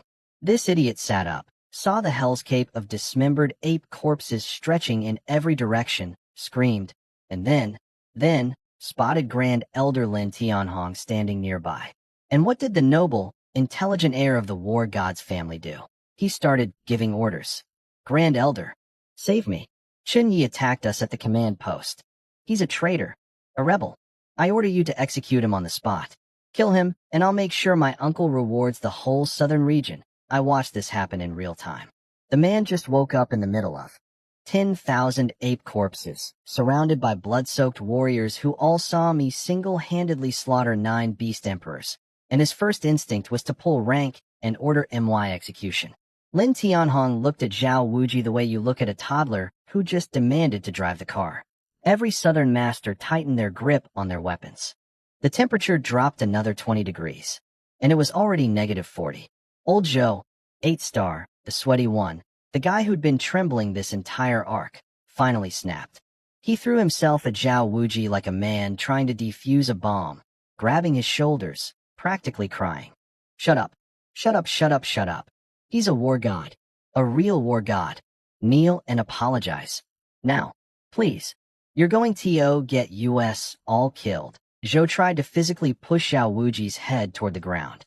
His hands were shaking so badly, he couldn't even do it properly.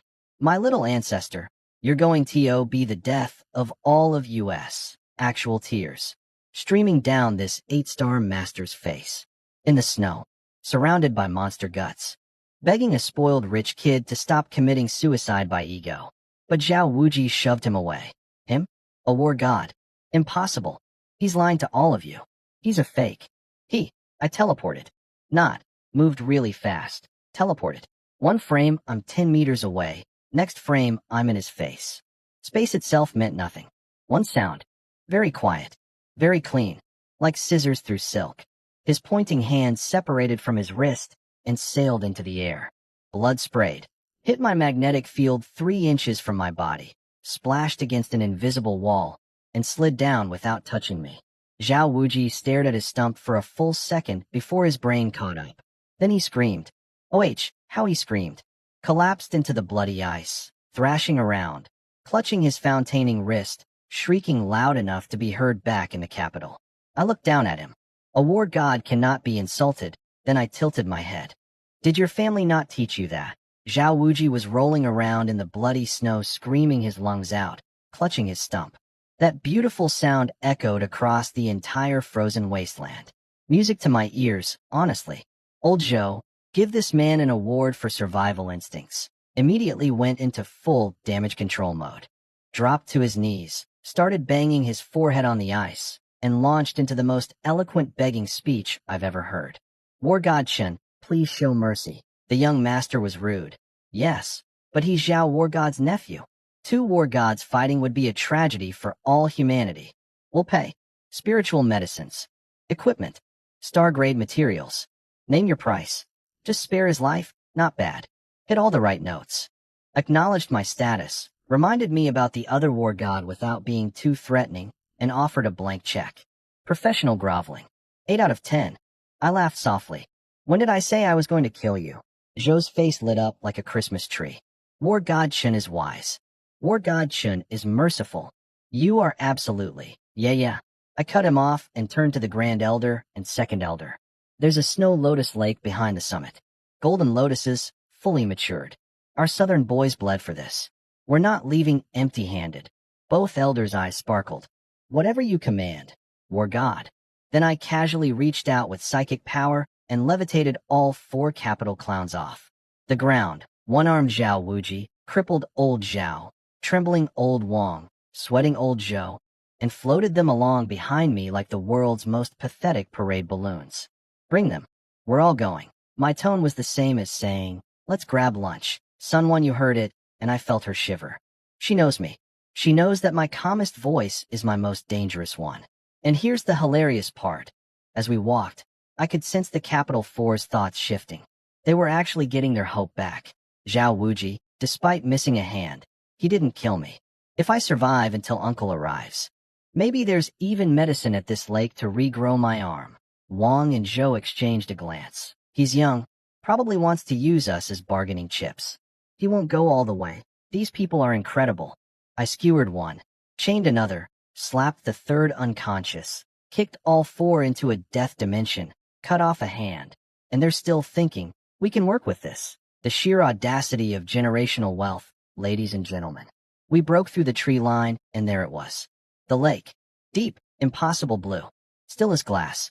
Surrounded by ancient glaciers. And in the center, dozens of snow-white lotus flowers, each one cradling a seed that glowed dark gold. The spiritual energy was so thick you could practically chew it. One breath near this place, and even my depleted allies started perking up like wilting flowers getting water. Wang's eyes went wide.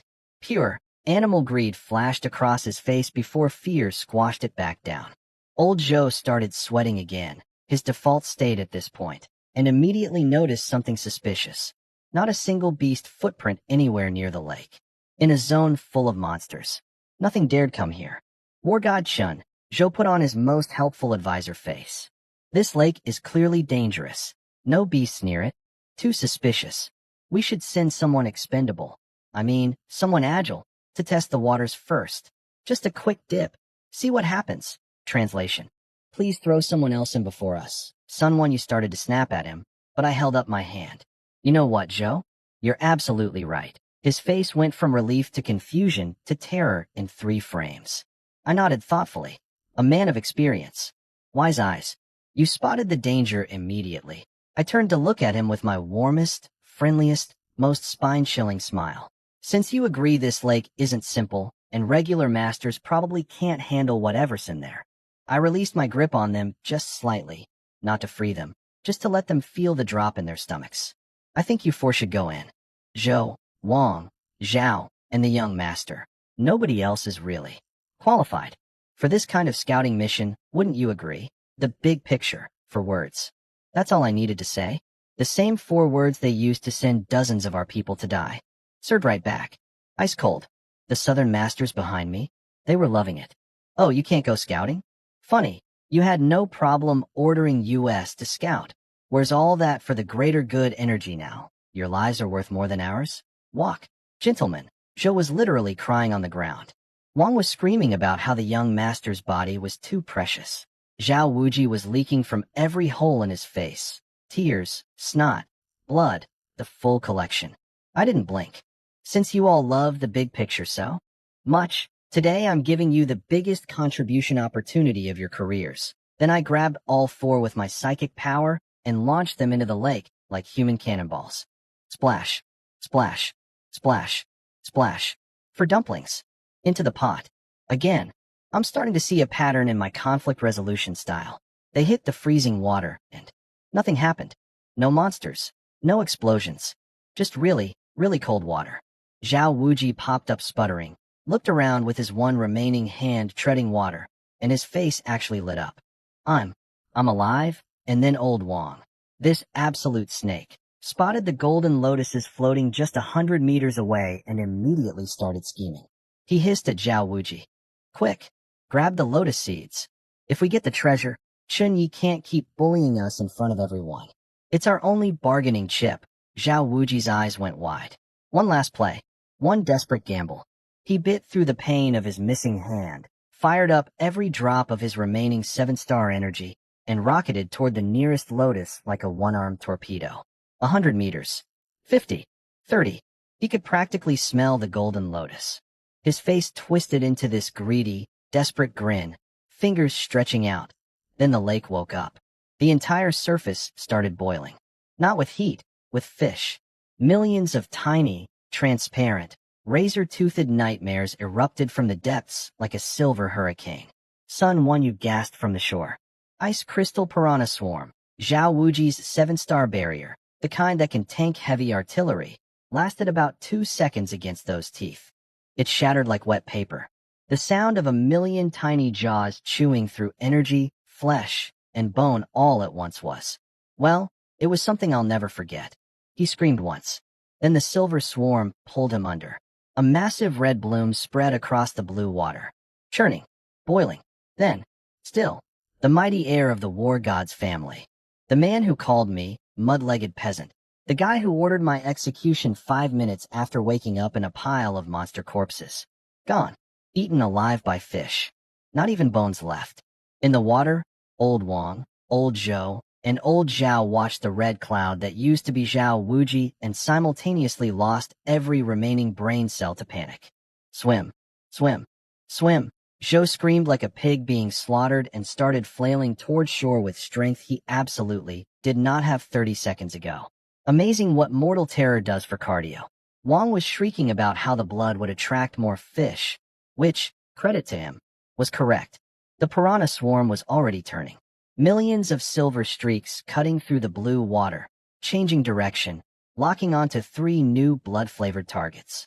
The water itself seemed alive. Silver lines carved across the surface like guided missiles, trailing death, heading straight for the 3 remaining capital VIPs who were desperately paddling toward shore with all the grace and dignity of drowning cats. I stood on the bank, spear resting on my shoulder, watching the show. Big picture, gentlemen. Big picture. The piranhas made quick work of the remaining 3. Old Zhao went first. He squeezed out every last drop of his 9-star energy, wrapped himself in a golden barrier thick enough to stop artillery shells, and the fish ate through it like butter and acid. 1 second. Gone. Then Zhou. Then Wang. 3 9-star masters, and 1 7-star heir. For splashes of red in the blue water. Not a single bone left. The lake went quiet. The golden lotuses kept glowing peacefully, and the only evidence 4 people had ever existed was the smell of blood in the freezing air. Every southern master on the shore took one giant, synchronized step backwards. These guys had charged beast emperors without flinching, but this wasn't combat. This was being deleted. Grand Elder Lin grabbed my arm, whispering urgently, War God Shun, this is too dangerous. These fish have been feeding on the golden lotus energy. They've evolved into piranha emperors. The lake is their territory. We don't know what's deeper down there. Let's retreat, regroup, come back with a plan. Sun Wanyu was biting her lip, looking at me with big worried eyes. Very cute. Not helpful. I smiled. Grand Elder, relax. Zhao Wuji and his friends just used their lives to lure all the fish out for us. 3 9-star masters and a world-class heir. That's expensive bait. Would be rude not to take advantage, wouldn't it? Then I stepped onto the lake. Not into it. Onto it. My war god magnetic field erupted downward, and the water parted around me. A 10-meter vacuum bubble, perfectly round, walking across the lake's surface like I was strolling through a park. The water pulled away, and suddenly everyone could see what was underneath. Millions of silver piranhas, packed so tight, they looked like a living metal floor, all staring up at me with tiny glittering teeth. They smelled my war god blood energy, the richest, most concentrated blood energy on this entire mountain, and went absolutely insane. Silver lightning bolts launched from every direction. So many fish leaping at me that they blocked out the sky. A solid wall of razor teeth closing in from all sides. The shore erupted in screams. Watch out! Careful! Danger! Some masters grabbed their weapons. The Grand Elder and Sun Wanyu started running toward me. They were all about half a second too slow to matter. Pathetic, I spun my spear. One rotation, then another, then 1,000 more in the space of a heartbeat. My black gold spear became a fortress of afterimages, a wall of sighing death spinning around me in every direction. The fish hit the wall. They didn't bounce. They didn't scream. They just stopped existing. Each one that touched the spinning barrier of spear shadows got instantly vibrated into red mist by my magnetic field. Pop, pop, pop, millions of pops. Even the piranha emperors, the evolved alpha fish that had chewed through 9-star barriers like snacks, hit my wall and exploded like water balloons hitting concrete. And here's the beautiful, disgusting part. When the front wave turned to mush, the fish behind them started eating their dead. Piranha instinct. Can't help themselves. And while they were busy snacking on their own friends, my spear swept through again and turned those ones into paste too. It became a self-feeding cycle of stupidity. Attack. Die. Get eaten by friends. Friends die. Get eaten by their friends. Repeat. The entire center of the lake became a blood hurricane. Silver streaks charging in, red mist spraying out. An endless conveyor belt of fish suicide. And me? Walking through it all in my black combat suit. Not a single drop of blood touching me. Face completely blank, stepping forward like I was inspecting a garden. On the shore, every single person had the same expression. Mouth open, brain offline, weapon dangling uselessly at their side. The death trap that had erased 4 people in seconds? I turned it into a fish blender. So this is what a war god can do, someone whispered. Yeah, this is what a war god can do. Now watch me go pick those flowers. The blood mist was still hanging over the lake like the world's most disgusting fog machine when the magic happened. All that fish blood, the lake started absorbing it, drinking it up like a sponge. And the golden lotuses went supernova, blazing dark gold, so bright it turned the entire forbidden zone into a light show. The lotus pods cracked open, and every single seed inside popped out fully matured, round as pearls, dripping with golden light. Turns out, all those dead piranhas were basically fertilizer. The mass fish slaughter was the final ingredient the lotuses needed to reach full bloom. So let me get this straight. The capital clowns became fish food, the fish became MY kills, and their deaths became lotus fuel. The circle of life, baby. Hakuna Matata. On the shore, every single master was staring at those golden seeds with eyes redder than the blood in the water. I could feel the greed radiating off them like body heat. Each one of those seeds could potentially push a 9-star peak master toward war god territory. Life-changing treasure. Career-ending treasure. Kill your best friend and feel good about it. Treasure. Then their eyes drifted to me standing on the lake, casually grinding fish corpses with my magnetic field, and every greedy thought evaporated like spit on a hot stove. Right.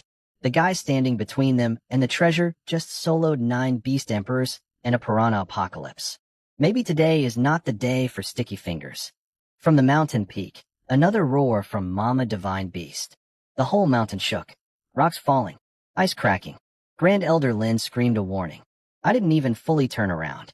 Loud bark for something that can't fit through the door. Scream all you want. You're not coming through.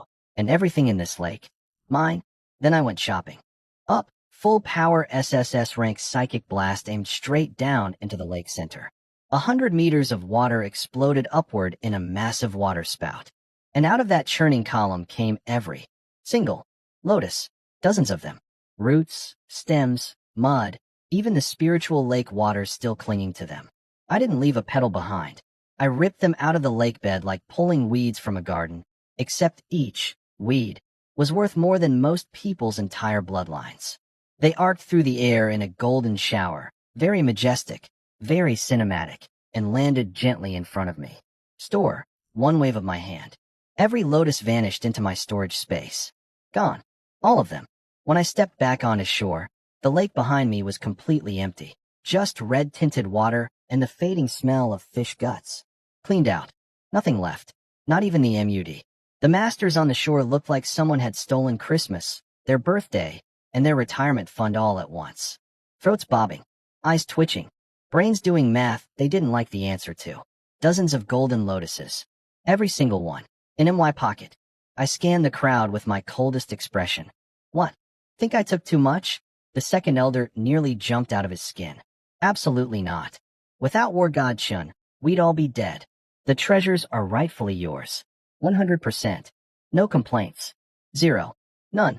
I knew what they were thinking. I also didn't care. These lotuses weren't for me. They were for my wives back home.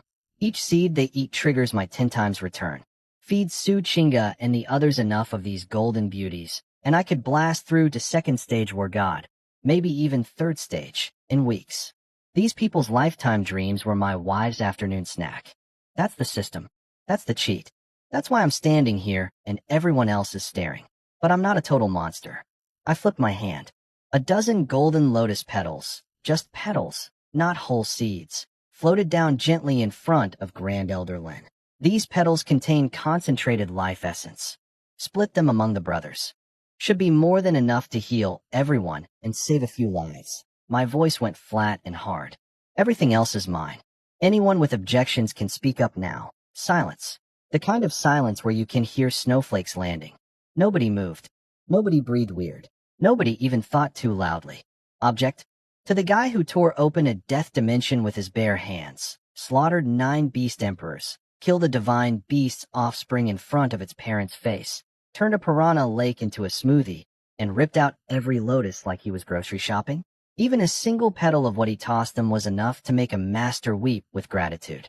These guys have been 5 minutes from becoming ape food. Getting anything was a miracle. On behalf of the entire southern region, Lin Tianhong bowed, so deep his forehead almost touched the snow. We thank War God Shun for his generous gift. Thank you, War God Shun. Every last master bowed. Wounded, bleeding, barely standing, and genuinely grateful. Funny how that works. When the power gap is big enough, greed turns into gratitude real fast. Now let's go home. I've got seeds to deliver and wives to feed. Before leaving Snow Mountain, I had one last piece of business. I sat down in the command room with Secretary Lee. Hot tea on the table. Nice and cozy. Very different vibe from the last time someone sat in this chair sipping tea. That was old Zhao. About 6 hours and 1 lifespan ago. I tapped the table with my finger. Slow. Rhythmic.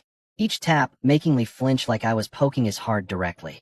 So Lee, about those 4 capital representatives who unfortunately perished in the line of duty. What are your thoughts? Lee understood the assignment immediately. The man's been a bureaucrat his whole life. He can read between lines that don't even exist yet. He sighed, put on his serious face, and gave me his professional assessment. Sir, the problem isn't the deaths. The problem is witnesses. Too many Southern masters saw what happened. People talk. Word will reach the capital. The Zhao and Wang families have ears everywhere.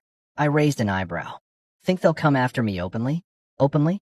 Absolutely not. Lee was emphatic. The records are crystal clear. They were wrong first. Dereliction of duty, attempted murder of allies, abuse of power. Even war god Zhao Sangxiong himself couldn't challenge this publicly without looking like a tyrant. We have the moral high ground and the video evidence. Then his voice dropped. But dark alleys, ambushes in the wilderness, accidents during missions. The Zhao family plays dirty. You need to watch your back, sir. I laughed. Full volume. The kind of laugh that makes windows rattle. As long as they don't team up 3 to 5 war gods to jump me. One little Zhao family doesn't scare me at all. Lee's mouth twitched. I could read his thoughts through his eyeball movements alone. This man is a once-in-a-millennium combat genius with the political awareness of a golden retriever. He has no idea how nasty capital families can get. Then I watched his brain pivot in real time. But actually, that's perfect. The less he cares about politics, the more he needs me. A war god who only knows how to stab things needs someone to handle the shadows. That someone is me. Job security. His expression shifted from worried advisor to loyal subordinate so smoothly, it was like watching a channel change. Sir, leave all the messy details to me.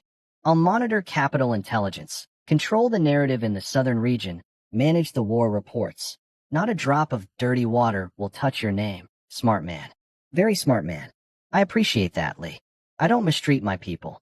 I flipped my hand and dropped a single golden lotus petal on the table. The fragrance hit the room like a perfume bomb. Lee's blood energy, his measly 6-star peak blood energy, started dancing just from smelling it. His hands were shaking as he picked it up. This man handles top-tier resources for a living, and even he was losing his composure. Because this one petal could push him from 6-star peak to 7-star master. The ceiling he thought he'd never break through. The wall that made him give up on martial arts and become a paper pusher. One petal. One entire life changed. Thank you, SIR. Deepest bow I've ever seen from a government official. I vanished in a streak of gold light. Places to go. Wives to feed. Seeds to deliver. Behind me, Lee straightened up, looked at the petal in his hands, and made the smartest decision of his career. He picked up his communicator. His eyes went ice cold. Full bureaucrat mode. Maximum efficiency. Lock down all visual records from the Forbidden Zone exit. Draft the official battle report immediately. Official story. Young Master Zhao and his companions died heroically in the line of duty. Brave sacrifice. Very sad. Thoughts and prayers. And that, ladies and gentlemen, is how you turn a war crime into a commendation. I always said Lee was a smart man. Flying back to Linjiang City with Sun Wanyu was entertaining. She was going all out. 9-star peak spiritual energy wrapped around her feet, breaking the sound barrier, leaving a white contrail across the sky like a fighter jet. Maximum effort. Full throttle. Every ounce of power she had. She still couldn't keep up with me. I was literally just standing in the air with my hands behind my back, not even using a movement technique. Just letting my war god magnetic field push the air aside while I casually glided through space like I was on an invisible conveyor belt. I kept having to stop and wait for her, like walking a slow dog. I could feel her frustration from 50 meters away. She was biting her lip thinking, I thought 9-star peak and war god were close. This isn't close. This is a pigeon chasing a missile, also, and I couldn't help noticing. She was looking very good. The triplets in her belly were making her blood energy run hot, and the lingering effects of our cultivation session had left her face permanently flushed. The Ice Queen was radiating a glow she absolutely could not turn off. She kept losing focus because her body was all warm and tingly, kept wobbling mid-flight. So I did the gentlemanly thing. I teleported next to her, grabbed her waist, and pulled her into my chest. What are you? Teacher's son. At your turtle speed, we won't get home until next week. Too slow. I'm carrying you. Boom. Full war god acceleration. The sky cracked behind us. Everything became a blur of light. Sun Wanyu grabbed my arm so hard her knuckles went white and just held on for dear life. We became a dark gold meteor streaking across the sunset. Very romantic. Very fast. Very much breaking every aviation regulation in existence. I checked my system mid-flight because I'm a multitasker. Current gene development, 104%, stage 1 war god. Time to go home and push for stage 2. We hit the rooftop landing pad of the Linjiang Provincial Martial Association like a small bomb. The reinforced alloy floor cracked into a spiderweb pattern under my feet. Dramatic. Unintentional. Need to work on my landings. Old Qin, Su Qinga, Lung Yu, and Shunru Shuang were all waiting on the rooftop, staring at the sky. The smoke cleared. There I was, standing in a crater of my own making, with Sun Wanyu cradled in one arm like a princess. I gently set her down, and then I watched every woman on that rooftop simultaneously short-circuit. Because the Sun Wanyu they were looking at was not the ice-cold, untouchable national inspector they remembered. This Sun Wanyu had messy hair, flushed cheeks, bedroom eyes, and legs so wobbly she had to grab my shoulder to stay upright. She looked like a woman who had been very thoroughly enlightened. Lung Yu's jaw dropped. Her internal monologue was practically broadcasting in neon. Even a 9-star peak national inspector? He got her too. Shinru Shuang was doing emergency recalculations. I thought Lung Yu and I were the ceiling. We're not even the floor. Su Qinga, sweet, intuitive Qinga, just looked at me, looked at blushing Sun Wanyu, sighed quietly, and accepted her fate with the grace of a woman who knew exactly what kind of man she married. I pretended I didn't see any of their spectacular facial expressions, just patted Sun Wanyu's back, steadied her, and then casually flipped my hand. 4 dark gold lotus seeds materialized in midair, floating and glowing. 3 stunned women stared at them. What are you standing around for? I grinned. These are divine golden lotus seeds. Go train. Now. Translation: eat these, level up fast, and trigger my 10 times return so I can blow past stage 2 War God by Thursday. Daddy's got a schedule to keep. I landed on the rooftop and pulled out 4 golden lotus seeds like I was handing out candy at Halloween. Lung Yu and Shunru Shuang almost dropped them. Their eyes went so wide I was worried about permanent damage. These two had enough martial world knowledge to understand that one of these seeds would be the grand prize of an SSS rank mission, worth 5-10 billion, the kind of thing masters would literally murder each other over. And I just tossed 4 of them out like spare change. Shinru Shuang's hands were shaking. This woman runs an entire city's martial association with iron composure, and she was fumbling a lotus seed like a nervous teenager catching her first bouquet. Sweet little Su Qinga didn't even know what she was holding. She just stared at the glowing golden pearl in her palm with a confused, "This is pretty," expression. Adorable. Absolutely adorable. That seed is worth more than most cities, sweetheart. And Sun Wanyu behind me? Oh, she was dying inside. I could feel her eye twitching from 3 feet away. In her expert opinion, giving more god-level resources to women who were merely 7-star, or, heaven forbid, not even 7-star yet, was like using diamond-encrusted toilet paper. Wasteful, criminal, physically painful for any cultivator to witness. She almost said something. Her mouth opened. Words were forming. Then I looked at her. Mouth closed. Words retreated. Smart woman. What she didn't know was that these seeds weren't being wasted. They were being invested. Every breakthrough my wives make comes back to me at 10 times the value. These women aren't just my partners. They're my personal power generators. Feeding them is feeding me. But I'm not going to explain my cheat system to everyone. Let them think I'm a generous idiot. Lung Yu and Shunru Shuang noticed Sun Wanyu's pained expression and exchanged the most delicious little smirk. We may be lower rank, but we got seeds and you're standing there empty-handed. Smirk. Women are savage. Shinru Shuang tucked the seed into her chest, making sure Sun Wanyu saw exactly where it went, batted her eyelashes at me, and purred. Thank you. Hubby, I'll go train right away. Maximum provocation. Expertly deployed. I respect the technique. After the 3 of them flew off toward the training rooms, I turned to Sun Wanyu. She was staring at me with an expression that could melt steel. I held up the last golden lotus seed between 2 fingers. Teacher Sun, this one's yours. Why are you just standing there? She froze. Looked at the seed. Looked at me. Looked at the seed again. Something complicated happened behind those beautiful eyes. The calculation was probably, he's an absolute dog of a man, but he did save a lotus seed for me, and it's the exact treasure I need for my next breakthrough, and he did make me a war god's woman, and I'm carrying his triplets, so at least you have some conscience. She snatched it out of my fingers, spun around, and practically ran away. Her strategic retreat left a trail of perfume and wounded pride in the air. I shook my head and laughed. Then I turned to old Qin. who had been standing there the entire time looking like a man who'd just witnessed aliens land. Old Sheen. He blinked 5 times, nodded mechanically, and followed me inside. His brain was clearly still processing the fact that the promising young talent he'd been mentoring was now radiating power that made his own feel like a candle next to the sun. Meanwhile, in the training rooms, all 3 of my wives popped their seeds simultaneously. Suchinga went nuclear. The seed dissolved instantly and turned into a raging river of pure energy. Her 4-star bottleneck didn't just break, it evaporated. 4-star mid, 4-star high, 4-star peak, all in seconds. 5-star was right there, practically waving at her. Lung Yu's body started the mother of all detox sessions. Impurities sweating out of muscles she didn't even know she had. Her 7-star bottleneck was getting hammered from the inside like a door that was about to come off its hinges.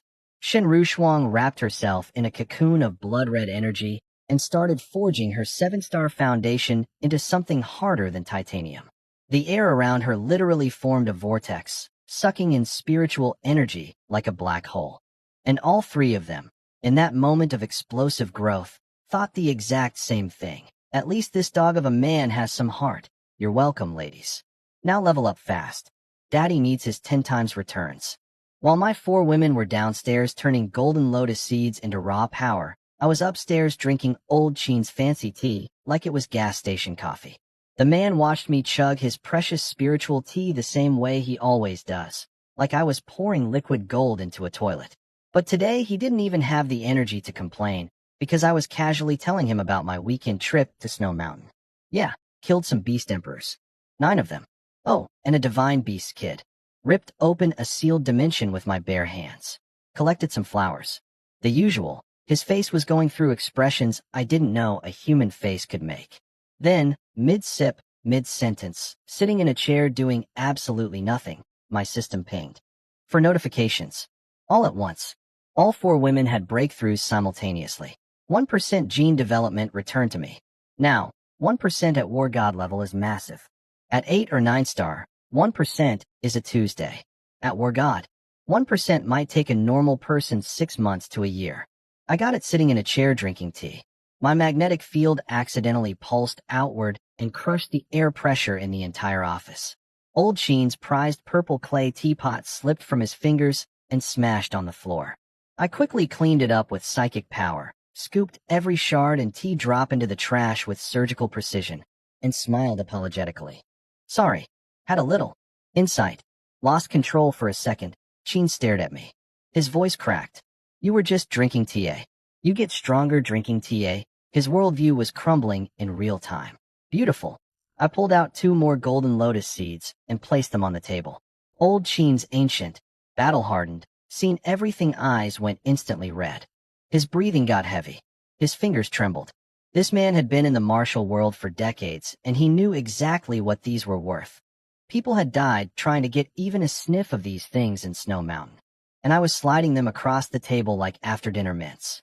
Chenyi, what are you, N.O.? He physically forced himself to look away. These are too valuable for me. I'm old. Broken meridians, ancient injuries. I've got 1 foot in the grave. You need these more than, Old Sheen. I ripped up the entire lake bed. Took every lotus, every root, every clump of mud. I've got so many of these things they're basically snacks for me. Take them.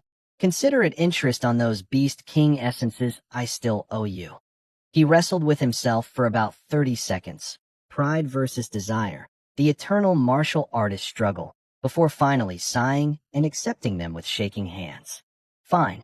1 goes into the Provincial Association Vault as an SSS rank mission reward. Only someone who earns an SSS contribution gets to touch it. Then his eyes softened. The other one, I'm keeping for my granddaughter. She just hit 6-star peak and she's stuck at the bottleneck. This would be perfect for her, his granddaughter. Something clicked in my brain. A very specific, very familiar click. The same click that has preceded every major life decision I've made recently. Old Sheen, this granddaughter, she's your biological granddaughter. The room went very quiet. Old Sheen froze mid-step, turned around slowly. His warm grandpa face morphed into something deeply suspicious. Why? Why are you asking? The look he gave me was the look of a man who just realized he might have accidentally dangled a lamb in front of a very specific kind of wolf. Hey, I was just asking a question. Perfectly innocent. No ulterior motives whatsoever. Okay, maybe some ulterior motives. My system doesn't feed itself, Old Sheen. Old Sheen was looking at me like a man who just realized he accidentally invited a wolf to a sheep convention. Why are you asking about my granddaughter? The suspicion on his face was so thick you could spread it on bread. I decided to play it cool. Old Sheen, I just want to support our province's outstanding female martial artists. As a top talent of our region, it's my duty to provide generous resource allocation to promising young women. His eye twitched so hard I thought it might detach. That's the most disgusting sentence anyone has ever said in this office. Fair enough. Time to stop dancing. Okay, Old Sheen. I'm going to be straight with you. I leaned forward. I have a special ability. When my women get stronger, I get stronger. That's why I hand out Beast King essences and golden lotus seeds like party favors. It's not charity, it's investment. Su Chinga, Lung Yu, Shenru Shuang, Sun Wanyu. All of them. Bang. His teacup slammed on the table so hard it almost cracked. Sunday Sun Wanyu is also? Yep. Happened at the Snow Mountain entrance. She's mine now. Old Sheen looked like his soul was trying to leave his body. The National Inspector. The untouchable ice goddess of the 9-star world. And I just casually confirmed I'd added her to the collection like picking up a new trading card. But here's the thing. I wasn't bragging. I was making a business pitch. Old Sheen, I've made enemies of the capital's Zhao family. They can't touch me publicly, but the dark stuff? The ambushes. The accidents. Those are coming. I need to get stronger faster. My women level up, I level up. The faster they grow, the faster I grow. And I'm not stingy. You've seen the resources I give them. Gold lotus seeds like candy. Beast King essences like water. Any woman who becomes mine gets the VIP treatment. Right on cue. Like my system had a flair for dramatic timing, boom. Another breakthrough notification from downstairs. My war god magnetic field pulsed outward again, making the air ripple visibly. Old Sheen's replacement teacup almost went the same way as the first one. Did you just get stronger again? We've been talking for 5 minutes. See what I mean? My women are training right now, and I'm getting returns in real time. This is how it works. Old Sheen stared at me, mouth opening and closing like a fish. Every logical objection was crashing against the reality that I'd literally gotten stronger twice while sitting in his chair doing nothing but drinking tea and talking. I looked him dead in the eyes. So, your granddaughter, is she as talented as Sun Wanyu? He nearly coughed up blood. Are you comparing my granddaughter to a national-level 9-star inspector? They're not even in the same universe. That's like comparing a bicycle to a rocket ship. That's fine. I'm not picky. Potential matters more than current level. His mustache was trembling with indignation. But I could see the gears turning behind those old eyes. He was thinking about his granddaughter stuck at 6-star peak. He was thinking about the golden lotus seed in his pocket that could push her to 7-star. He was thinking about how every woman connected to me was rocketing up the ranks at speeds that defied all martial arts logic. He was thinking about a world where beasts were getting stronger every day and human survival wasn't guaranteed. And he was thinking, what's safer for a young woman in this world? Being a mid-tier martial artist struggling alone? Or being the woman of the youngest war god in human history, drowning in god-tier resources, with a personal power-up guarantee? The math was doing itself. Old Sheen sat there for a long time. The silence was thick enough to chew. Finally, he let out the longest, most defeated sigh I've ever heard from a human being. You absolute. I don't even know what to say to you. Another sigh? Deeper. The sigh of a grandfather who's lost a negotiation he didn't even realize he was in. Her name is Ling Aoshua. She's currently at the Southern Region Military Martial Academy, serving as a training instructor. Sold. I filed the name away in my brain with a little gold star next to it. Ling Aoshua. 6-star peak. Military Academy. Old Sheen's precious granddaughter. My next upgrade is already in the pipeline, ladies and gentlemen. The system feeds. The system always feeds. Old Sheen stood at the window looking all dramatic and conflicted in the sunset, then turned around and warned me. That girl Aoshua. She's like an untamed wild horse. She's a drill instructor at the military academy. Your usual tricks might not work on her. I grinned. Wild horse? Good. Tame horses are boring. I said something poetic about horses and skies and war gods. Very inspiring. Even I was impressed with myself. Then I asked the important question, so where's this military academy, Tian'an province? The capital city, Lingjiang. I paused, took a sip of tea, did some quick mental math. That's far. You know what, old Chin? Let's not rush things. I set down my teacup and put on my most patriotic face. Our Shanjiang province is full of talented young female martial artists. As a war god who came from this province, shouldn't I give back to my homeland first? Why travel across the entire region for one girl when I could stay right here and invest in local talent? This is your territory, old Chin. I'm basically helping you strengthen your power base. Win-win. Old Chin froze with his teacup halfway to his mouth. I watched him process what just happened. 5 seconds ago, I was practically demanding his granddaughter. The second I found out she was in a different province, I suddenly discovered my deep love for hometown development. His face went through about 6 expressions. Confusion, realization, annoyance, the urge to laugh, the urge to strangle me, and finally, exhausted acceptance. You just don't want to make the trip, do you? Old Chin. I am deeply committed to supporting Shanjiang Province's female martial arts talent pipeline. This is about civic responsibility, community investment, giving back. You're a war god. Act like one. War gods can love their hometowns too. He shook his head so hard I thought it might unscrew. But I could see the smile he was fighting. And more importantly, I could see him caving. Fine. If you want to support local talent. The air quotes were audible. I'll arrange some introductions. But whether they accept you is entirely on your charm. Meanwhile, somewhere in Tian'an province, in a military academy dormitory, a young woman named Ling Aoshue had just finished hardcore training. Wheat-colored skin, athletic build, drill sergeant attitude. She picked up her phone and found a message from her beloved Grandpa Qin. Aoshue, there's a man named Chunyi. She almost dropped her water bottle. Grandpa is setting me up on a date. She stood there, half-dressed in workout gear, torn between laughing and being offended. She'd just graduated, and Grandpa was already playing matchmaker? What kind of man could make Grandpa Qin personally recommend him? Her eyes narrowed with competitive fire. She was 6-star peak. Proud. Fierce. The kind of woman who made male soldiers cry during training drills. Some random guy thought he could impress her? Dream on, buddy. Oh, honey. You have no idea what's coming. Back at headquarters, I walked into the training room where my 3 wives were still deep in cultivation. Golden energy swirling around them, the air thick with spiritual power. All 3 at critical breakthrough moments. I waited quietly like a responsible husband. Very patient, very respectful. Then Shin Rushuang's eyelashes fluttered. Her gorgeous fox-like eyes opened and locked onto mine. Chun, I grabbed her wrist, pulled her into my arms before she could finish my name. She tried to resist.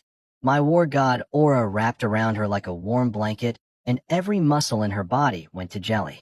You dog of a man, she murmured, face turning crimson, glaring at me with 0 actual anger and 100%, I missed you too. What? Not happy to see me. I scooped her up princess style and carried her toward the door without breaking stride. Look, the system needs feeding. I just got back from killing beast emperors and divine beast offspring. A man has earned his rewards. The golden lotus seeds are distributed, the local talent pipeline is being developed, and right now, gene development percentage waits for no one. Priorities, people. Priorities. I carried Shun Rushuang up the stairs and caught Lung Yu peeking at us with one eye. She snapped it shut immediately, but I felt the wave of jealousy hit me like a physical force. Her internal monologue was practically screaming, "This dog, can't he sit still for 5 minutes?" But credit to her. She chose cultivation over jealousy. She'd caught some wisp of enlightenment from the golden lotus and decided chasing that was more important than chasing me. Narrator voice. She would deeply regret this decision. Shinru Shuang, meanwhile, was beating my shoulder with her fist going, "This is the hall. Go to the room." The room. I looked at her. Room? What for? Her face turned the color of a fire hydrant.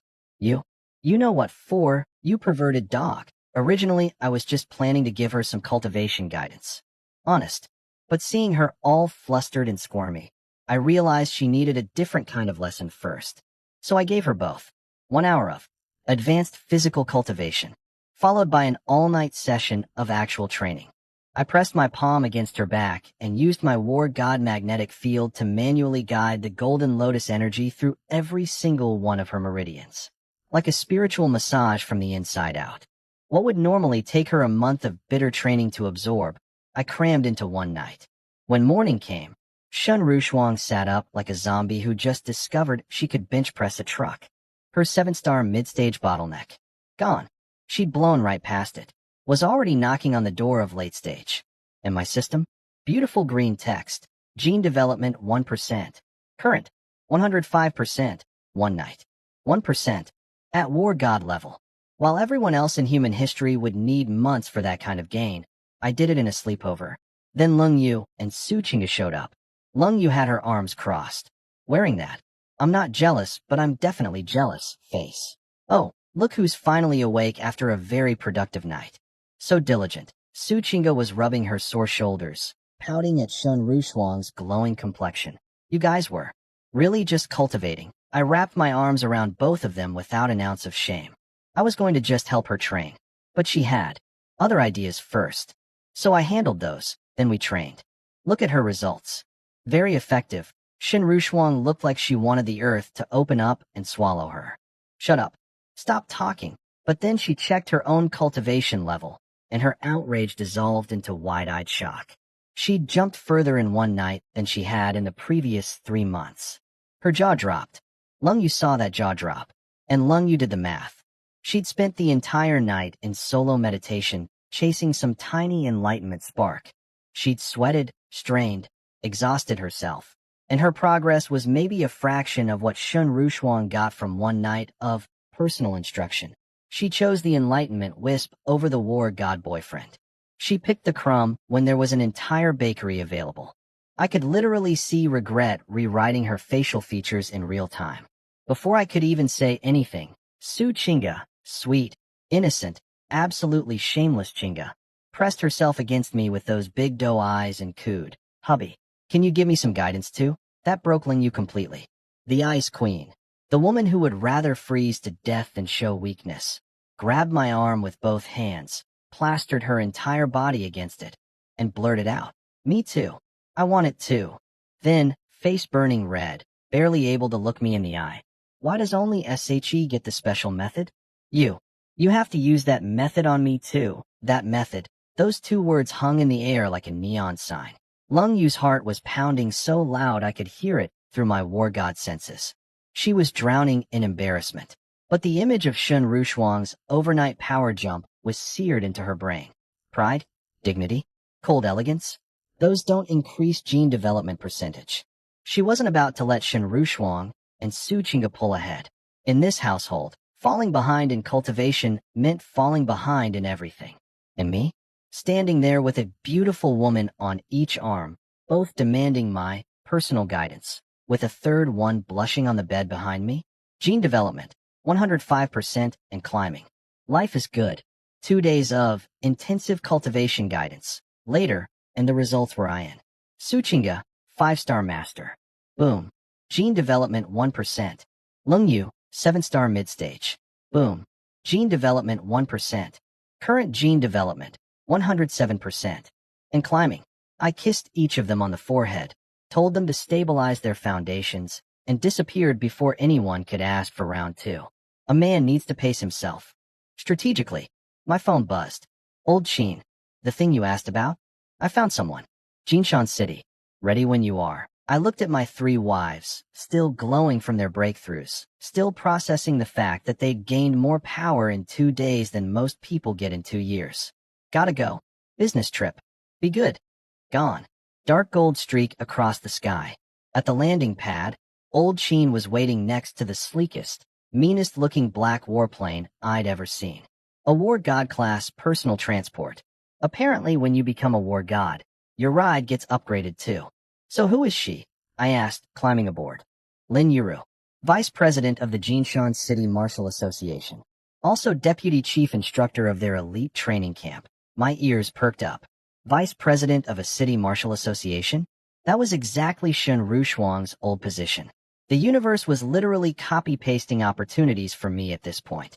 During the recent Beast Tide, Qin continued, his voice heavy. She held the line alone against a wave of beasts to let 3,000 civilians evacuate. Saved every single one. But she was critically wounded. Doctors say she'll live, but her martial path is over. She'll never reach 7-star. I nodded. A hero who sacrificed her future for civilians. Exactly the kind of person who deserves a second chance. Also exactly the kind of person my system could turn into a rocket ship. Say no more. Let's fly. The whole trip, old Sheen kept giving me these complicated sideways glances. I could read his thoughts. Am I doing the right thing? Feeding this girl to the wolf? But if I don't, she spends her life stuck as a broken 6-star watching her dreams die. We landed in Jinshan City. A whole welcoming committee was lined up on the tarmac. City Marshal Association brass, hospital director, department chiefs. They looked nervous. When a provincial elder and a war god show up unannounced, people get nervous. We walked into the special care ward. Lin Yuru was propped up in bed, pale from blood loss, but with eyes that still had fire in them. Even banged up and bedridden, she radiated that "I'll fight you and win" energy. I liked her immediately. Her friend Sue was sitting beside her peeling grapes, being aggressively casual about the whole "your martial career is over" situation. Look on the bright side. No more frontline duty. Silver lining. Lin Yuru smiled politely, but I could see it in her eyes. That quiet devastation of someone whose lifelong dream just got taken away. She kept staring out the window at the distant snow mountains. The mountains she'd probably never climb again. Then our entourage barged in, and her eyes went wide. Qin. Old Qin. She tried to sit up and bow. He rushed over to stop her. Very sweet. Very grandfatherly. Then she noticed me, standing behind old Qin. Arms at my sides. Face neutral. Looking at her with what she probably interpreted as cold assessment, but was actually me running internal calculations on how much gene development percentage she was worth. Her eyes met mine, and I saw a tiny shiver. Not fear exactly. More like instinct. The instinct that tells a deer, something bigger is here. Correct instinct, Miss Lin. Something bigger is here. And he brought golden lotus seeds. Old Sheen shooed everyone out of the room like a bouncer at a VIP club. Nothing to see here. Everyone out. The hospital director bowed so deep to me on his way out, I thought he'd fold in half. War God Chun, anything you need, just say the word. The man was practically vibrating with reverence. Now, Lin Yuru's friend Sue, the great peeling one, had a very interesting reaction to hearing the word, War God. Her eyes locked onto me like a heat-seeking missile. I could literally watch her pupils dilate with raw, unfiltered ambition. Her brain was running calculations at light speed. War God Young Handsome equals retirement plan. She started licking her lips. Actually licking her lips. In a hospital room.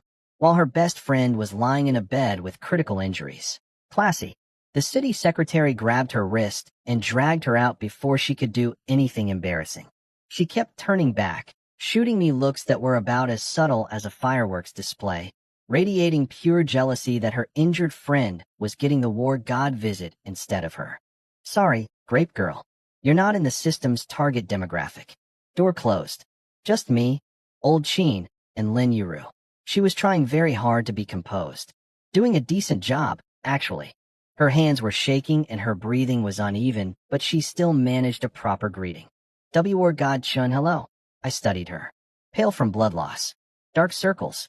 The kind of tired that goes bone deep. But underneath all that damage, there was something I recognized. The same stubborn fire I saw in Sun Wanyu's eyes, in Lung Yu's, in every woman who refused to accept limits. Old Sheen tried to ease into things gently. Yuru, we're here to help. She cut him off with a sad smile. Sheen Elder, please don't. I know my body. The martial path is over for me. I don't want to waste the organization's resources. My heart cracked a tiny bit at that. Here's a woman who literally threw herself into a monster horde to save 3,000 civilians. Got her future destroyed for it. And her first concern is not wasting other people's resources. This world doesn't deserve people like her. I walked to the bed, looked down at her. No sympathy face. No pity. Just facts. You think your martial road ends here? She flinched under my gaze. Tried to nod, but couldn't. My eyes wouldn't let her. You don't want to give up. I can see it. Her pupils contracted. Direct hit. She couldn't hide it. Not from war god level perception. Then I did something that made old Cheen's eyebrows shoot into orbit. I reached out and gently brushed my fingertips across her pale cheek. She went rigid. Her face went from hospital white to tomato red in 0 seconds. Breathing, broken. Heart rate, through the roof. The heart monitor beside her was probably having a seizure. What if I could not only heal you completely, but push you past your limits? Straight to 7-star master. What? Before the shock could fully register, I pulled a golden lotus seed from storage and placed it in her trembling palm. The spiritual energy hit the room like a wave. The air turned thick as soup. Even old Cheen straightened up. But this isn't free. I looked her dead in the eyes. Accept this, and you become mine. Your loyalty, your martial path, your future, your body. Everything gets my stamp on it. Choose. Now, Lin Yuru stared at the golden seed in her shaking hands. She could feel the power inside it, enough raw life energy to fix everything wrong with her, and then some. The broken meridians, the shattered dreams, the doctor's death sentence on her career, all of it could be undone with one seed. But her brain was stuck on replay. You become mine. Your body. My stamp. Her face was so red I was genuinely concerned about her blood pressure, which, given that she was in a hospital for blood loss, was quite the contradiction. She looked up at me with those wide, trembling eyes. Did War God Chin mean what I think he meant? Yes, sweetheart. It means exactly what you think it means. Welcome to the family. Lin Yuru was gripping her bedsheets so hard her knuckles went white. War God Chun, I don't understand. What do you mean by become yours? If you want me to serve you, fight for you, I'll do anything. But this become your person thing. She was trying so hard to be dignified. Lying in a hospital bed, pale as paper, barely able to sit up, and still negotiating terms like a proper vice president. Respect. I leaned in close. Let the war god pressure do its thing. You're a smart woman, Lin Yuru. So I'll keep it simple. I tilted her chin up with one finger. Made her look at me. You need me to fix your broken path. In return, your martial journey, your loyalty, your future, your everything gets linked to me. Permanently. Yes or no? Her brain was doing backflips. I could feel it through my psychic senses. Pride versus desperation. Dignity versus the raw, burning desire to not spend the rest of her life as a crippled 6-star has been. Old Cheen read the room perfectly, nodded to himself, and quietly walked out. Closed the door behind him. Smart man. Some negotiations don't need referees. Why me? She asked, biting her lip. Why would a war god come to a hospital in Jinshan City for a broken 6-star nobody? Good question. Not answering it, though. Instead, I took her hand. MMPH. She jolted like she'd touched a live wire. My war god blood energy poured through the contact point. Hot. Overwhelming. Completely inescapable. She tried to pull away. Cute. She was using her full 6-star peak strength to free her hand from mine. My hand didn't move. Not a millimeter. It was like watching a kitten trying to push a mountain. I felt the moment her resistance broke. Not her will, her physical resistance. The power gap was so enormous that fighting it was pointless, and her body knew it before her brain did. Then I did something actually useful. I sent a thread of war god energy into her meridians and started probing her injuries.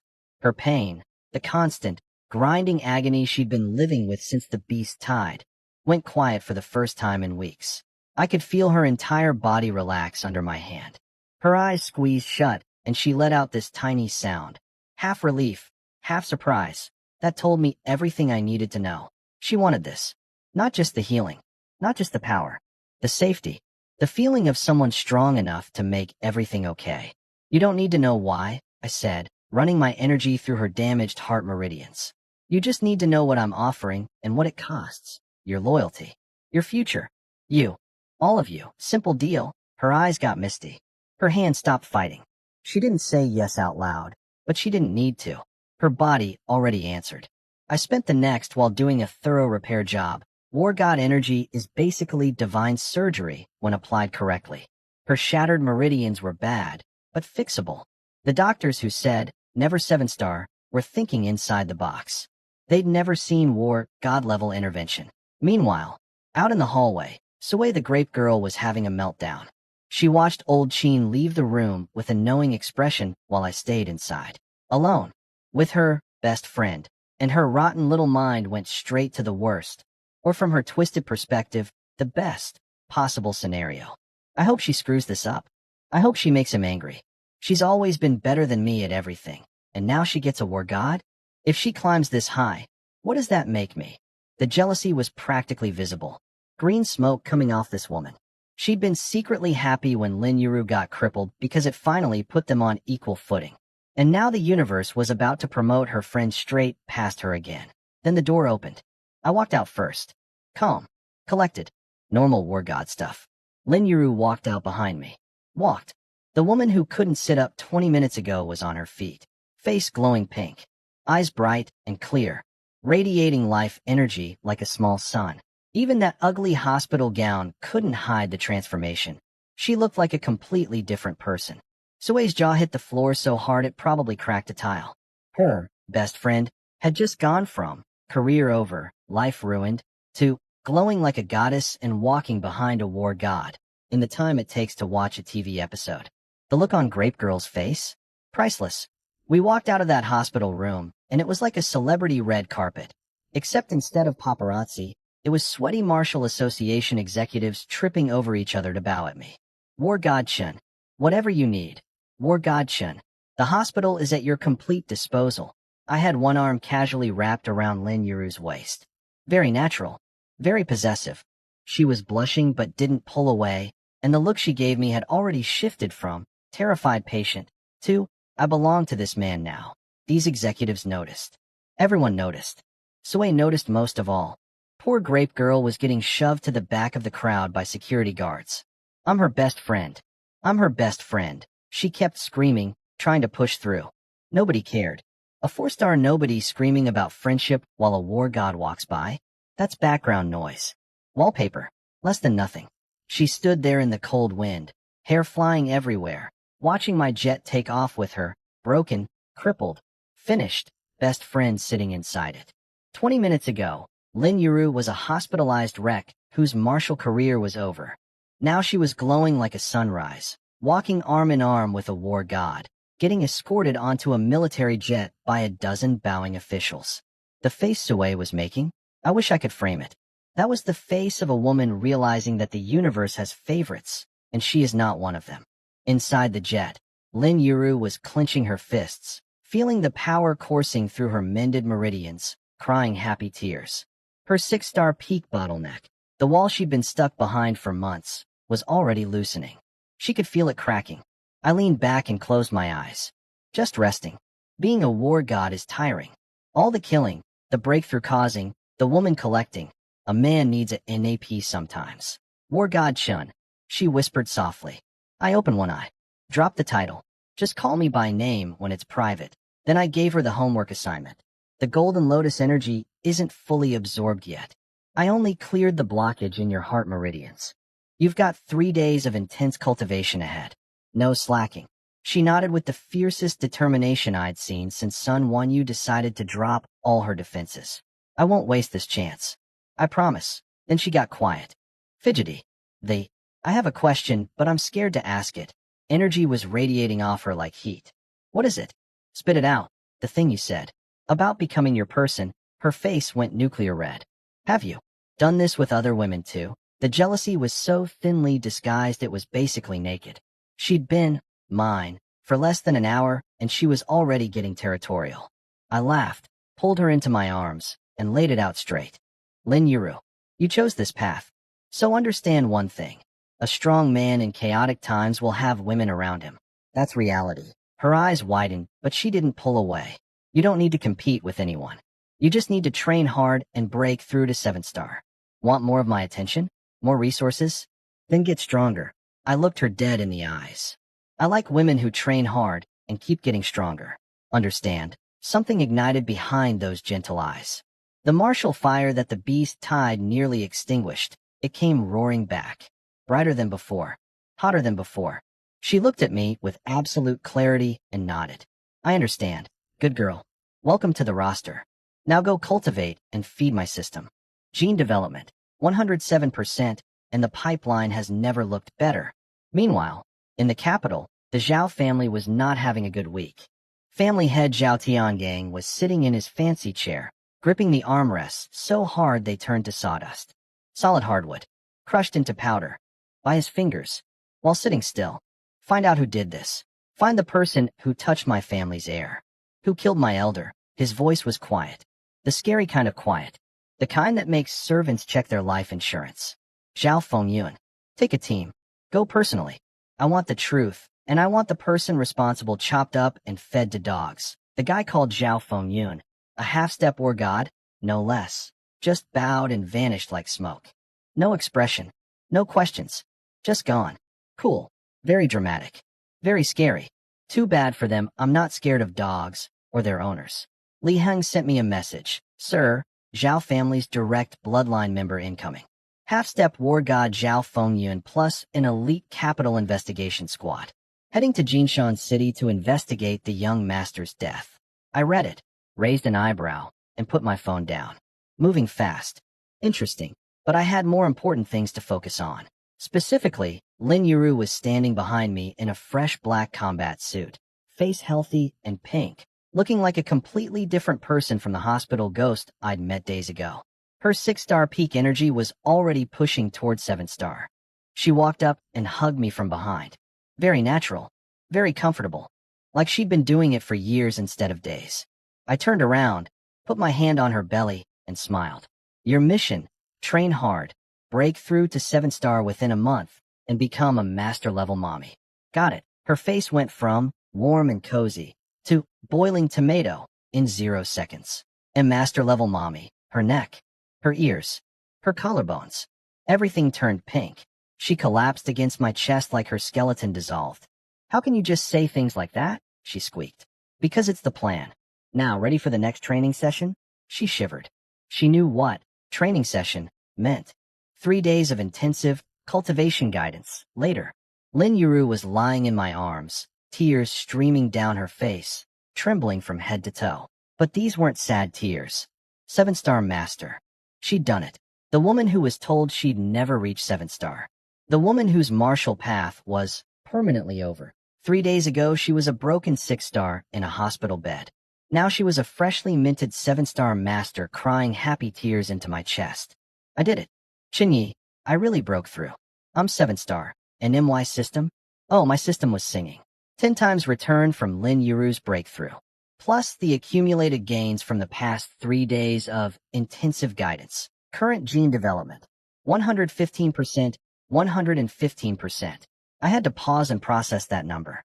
When I first broke through to War God, I was at 104%.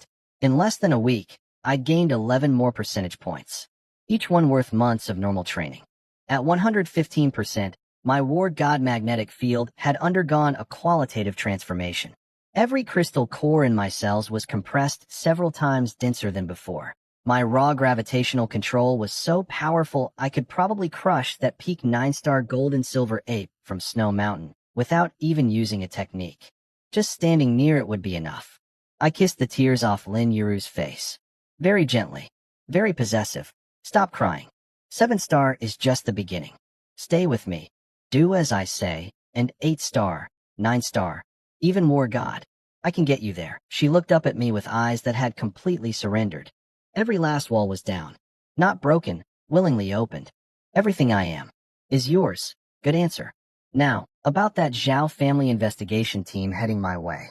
Gene development, 115%. Half-step war god investigator incoming. I almost feel bad for him. Almost. While I was busy turning Lin Yuru from a hospital patient into a 7-star master and pushing my gene development to 115%, the Zhao family back in the capital was having a complete meltdown. Their investigation team arrived in Jinshan City, gathered all the intel, and produced a report that made them physically angry. Half a year ago, he was a PRE martial artist. Now he's a war god. The team leader stared at his screen like it had personally insulted his mother. Who wrote this garbage? Even if you fed an infant every resource in the entire southern region, you couldn't make this happen. This is obviously a cover story. They decided, with absolute confidence, that the real explanation was a conspiracy. Secretary Li had teamed up with some shadowy faction, murdered the Zhao family heir and elders, and then invented a fake war god named Qinyi to scare everyone into silence. This is an insult to Zhao family intelligence. Send the report to the capital. Tell them the southern region is covering up a murder. Back in the capital, family head Zhao Tiangang read the report and nearly set his own house on fire with pure rage. Half a year? From nothing to war god? Do they think we're 3 years old? He was shaking so hard his servants probably thought there was an earthquake. Then the Wang family sent their representative, a snake-eyed guy named Wang Ding, who slithered in with his own theory. This Chen Yi is obviously a scapegoat. The Real killers are hiding behind the Linjiang Martial Association. Send a team, torture the truth out of this fake war god, and burn the southern region down as a warning. Zhao Tiangang agreed. Both families mobilized. So while I was in a suburban villa giving Lin Yuru cultivation guidance and collecting gene development points like a man playing a video game on easy mode, 2 capital family death squads were converging on my territory. The Wang family arrived first, at the Shanjiang Provincial Martial Association headquarters. Their leader, a withered 9-star peak elder who looked like Death's skinny cousin, walked off his warship, grabbed Vice President Lu Zhenxiang by the throat, lifted him off the ground one-handed, and started making demands. Where's the fake war god? Hand him over. Now, Lu Zhenxiang, a 7-star master getting choked by a 9-star elder, was turning purple. But the beautiful thing? He wasn't scared. He'd seen me one-shot beast emperors. He'd felt my war god magnetic field. In his mind, these capital clowns were walking into a wood chipper feet first. Chun war god and Elder Qin are on a business trip, he choked out, neck swelling, veins popping, but eyes absolutely fearless. Show me official documents, or get out. The Wang elder laughed like this was the funniest thing he'd ever heard. War god? A nobody who went from 0 to war god in 6 months? What a joke. Then his brain did the dumbest calculation in human history. They left. Qin took the fake war god and ran. That means they're guilty. They're fleeing, he sneered triumphantly. Where did they go? Oh, buddy, I didn't run anywhere. I was at the Southern Region Military Martial Academy in Tianan Province, walking off a transport plane with old Qin, scanning the campus, watching thousands of cadets doing combat drills in the sunset. So this is the military academy? Nice place. Old Qin wiped nervous sweat off his forehead and pointed at a training arena in the distance. Ling Aoshue should be over there, running drills. That's right. While 2 capital family hit squads were tearing apart my province looking for a fake war god to torture, I was calmly strolling into a military academy to meet old Qin's granddaughter. They think I'm running. I'm shopping. Gene development, 115% and about to go higher. The Wang family elder wants to find me? He will. Eventually. And he's going to wish he hadn't. We landed at the Southern Region Military Academy, and second elder Lu Huayuan, the same guy who watched me explode Beast Emperor heads at Snow Mountain, came running over like a nervous puppy. War God Chen. What an honor. But the training instructor you mentioned, Ling Aoshue, she's just a 6-star peak. Did she do something wrong, or just here to take a look? His brain visibly short-circuited. A war god flew across provinces to take a look at a 6-star instructor? He wanted to ask more questions so badly, but the survival instinct was stronger. He shut up and sent someone to fetch her. Meanwhile, across the campus, Ling Aoshue was finishing a hardcore training session. Sweat-soaked green tank top, clinging to an athletic frame. Wheat-colored skin glowing in the sunset. The kind of woman who could make a drill sergeant cry and look beautiful doing it. Instructor Ling, the dean wants you. Some very important guest asked for you specifically. Her eyebrow went up. She remembered Grandpa Qin's weird matchmaking message from a few days ago. So it's him. She snorted, threw her towel aside, and marched toward the office without even changing clothes. Still dripping sweat. Still in workout gear. Full, I'm not dressing up for any man, energy. I respect the power move. It won't save her, but I respect it. She kicked open the office door, and immediately walked into the invisible wall of my war god pressure. Every cell in her body screamed danger at once. Her pupils shrank to pinpoints. Whatever cocky entrance speech she'd prepared evaporated from her brain like water on a hot pan. I was sitting in the main chair, legs crossed, casually examining her from head to toe with zero shame. You're Ling Aoshue? She opened her mouth to give some fierce, independent answer. What came out was, why yes, I'm Ling Aoshue. Then she realized how meek that sounded, and her face turned red. Tomato red. Through the tan. Which is impressive. Blushing through a tan takes serious embarrassment. The sweat-soaked tank top wasn't helping her composure either. Let's just say the combination of heavy breathing from training, flushed skin, and sudden nervousness was creating a very noticeable visual situation. Second elder, I'd like to speak with Instructor Ling privately. Lu Huiyin and Old Qin practically teleported out of the room. Door closed behind them with a click that echoed like a gunshot. Ling Aoshua flinched. Took half a step back. I could smell the adrenaline on her. The prey sensing a predator. Response was kicking in hard. This woman, the ice queen of the military academy, the untouchable goddess instructor who made male soldiers weep, was backing up from me. I stood up, started walking toward her. Slow, deliberate. Each step letting just a tiny bit more of my magnetic field leak out. Not enough to hurt. Just enough to make the air feel like it weighed twice as much. Ling Aoshua, I stopped half a meter away. Close enough for her to feel my body heat. Close enough for the war god pheromones to do their thing. Her voice cracked. "Yes, sir. You." I reached out and tilted her chin up with one finger. "Do you want to get stronger?" Her eyes went wide. "Do you want to break through to 7-star master? The realm you've been dreaming about?" Her heart was hammering so hard I could hear it through my war god senses. Her body was frozen, but inside I could feel the war happening. Pride versus desire. Independence versus opportunity. The girl who wanted to earn everything herself versus the woman staring at a shortcut beyond her wildest dreams. "Sir, what exactly do you mean?" Her voice was shaking. Sweat and blush competing for control of her skin. Every muscle tense. She already knew the answer. She just needed to hear it. I smiled.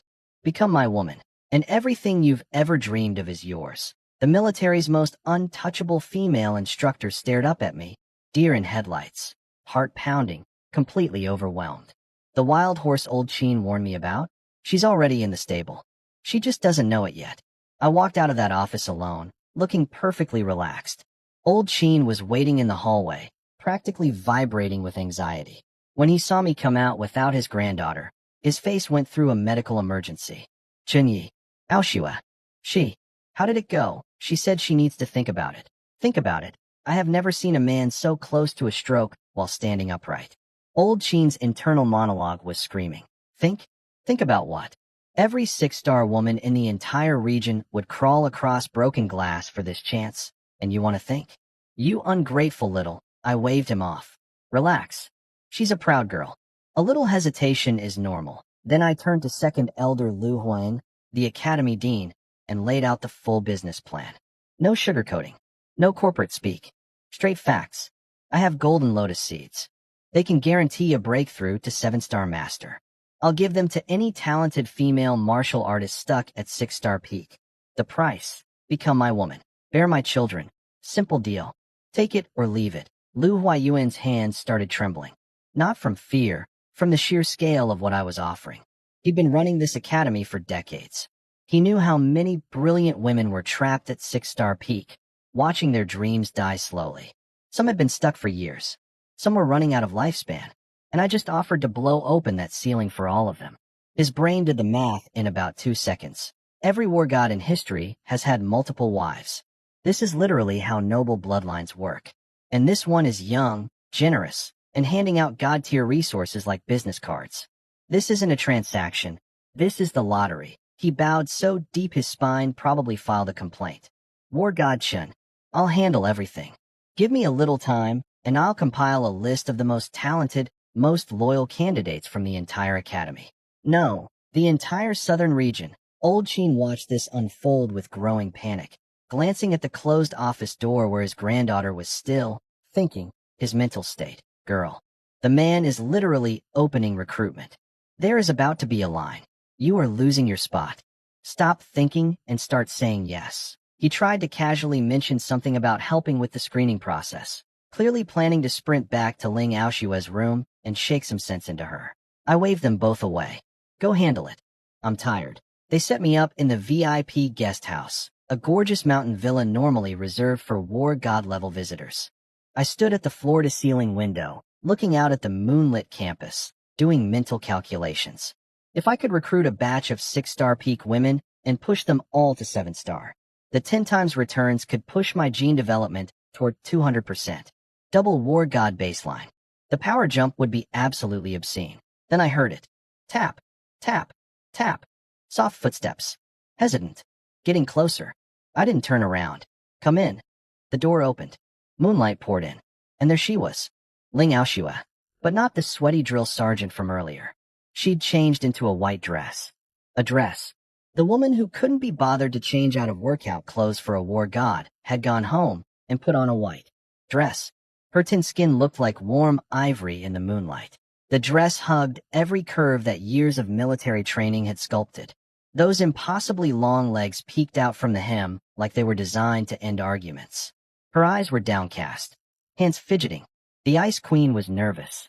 Sir, her voice was barely a whisper. Aoshua has made her decision. Aoshua is willing to serve at your side and to bear your heirs. Those last 4 words came out so quiet a normal person wouldn't have heard them. Her entire face was on fire. Ears pink, neck flushed. Even her collarbones were blushing. The wild horse walked herself into the stable, wearing a white dress. In the moonlight, Old Sheen, wherever you are right now, you can stop having that heart attack. Your granddaughter made the right call. Gene development, 115%, and the pipeline just got a lot bigger. 7 days in the VIP guest house. Door locked. War god magnetic field sealing the whole building like a fortress.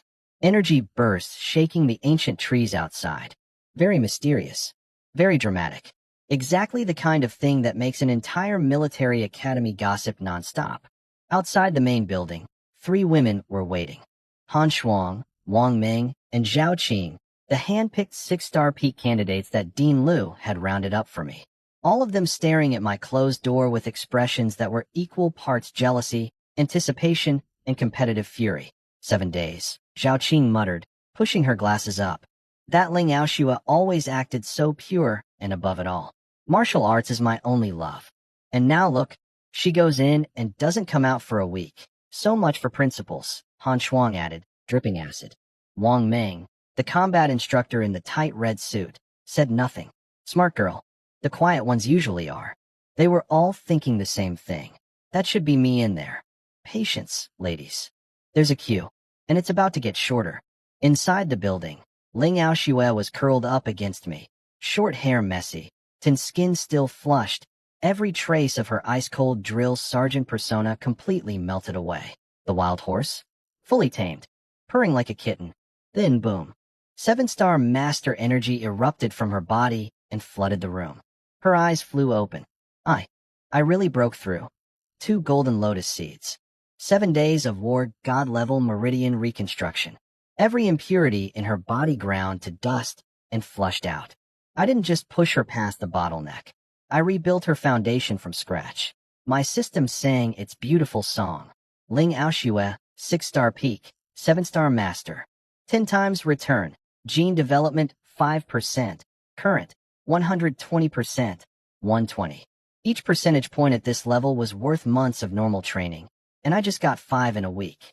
My crystal cores were so compressed now that my raw magnetic field could probably crush buildings without me even trying. I gave Ling Aoshua a squeeze. How's it feel?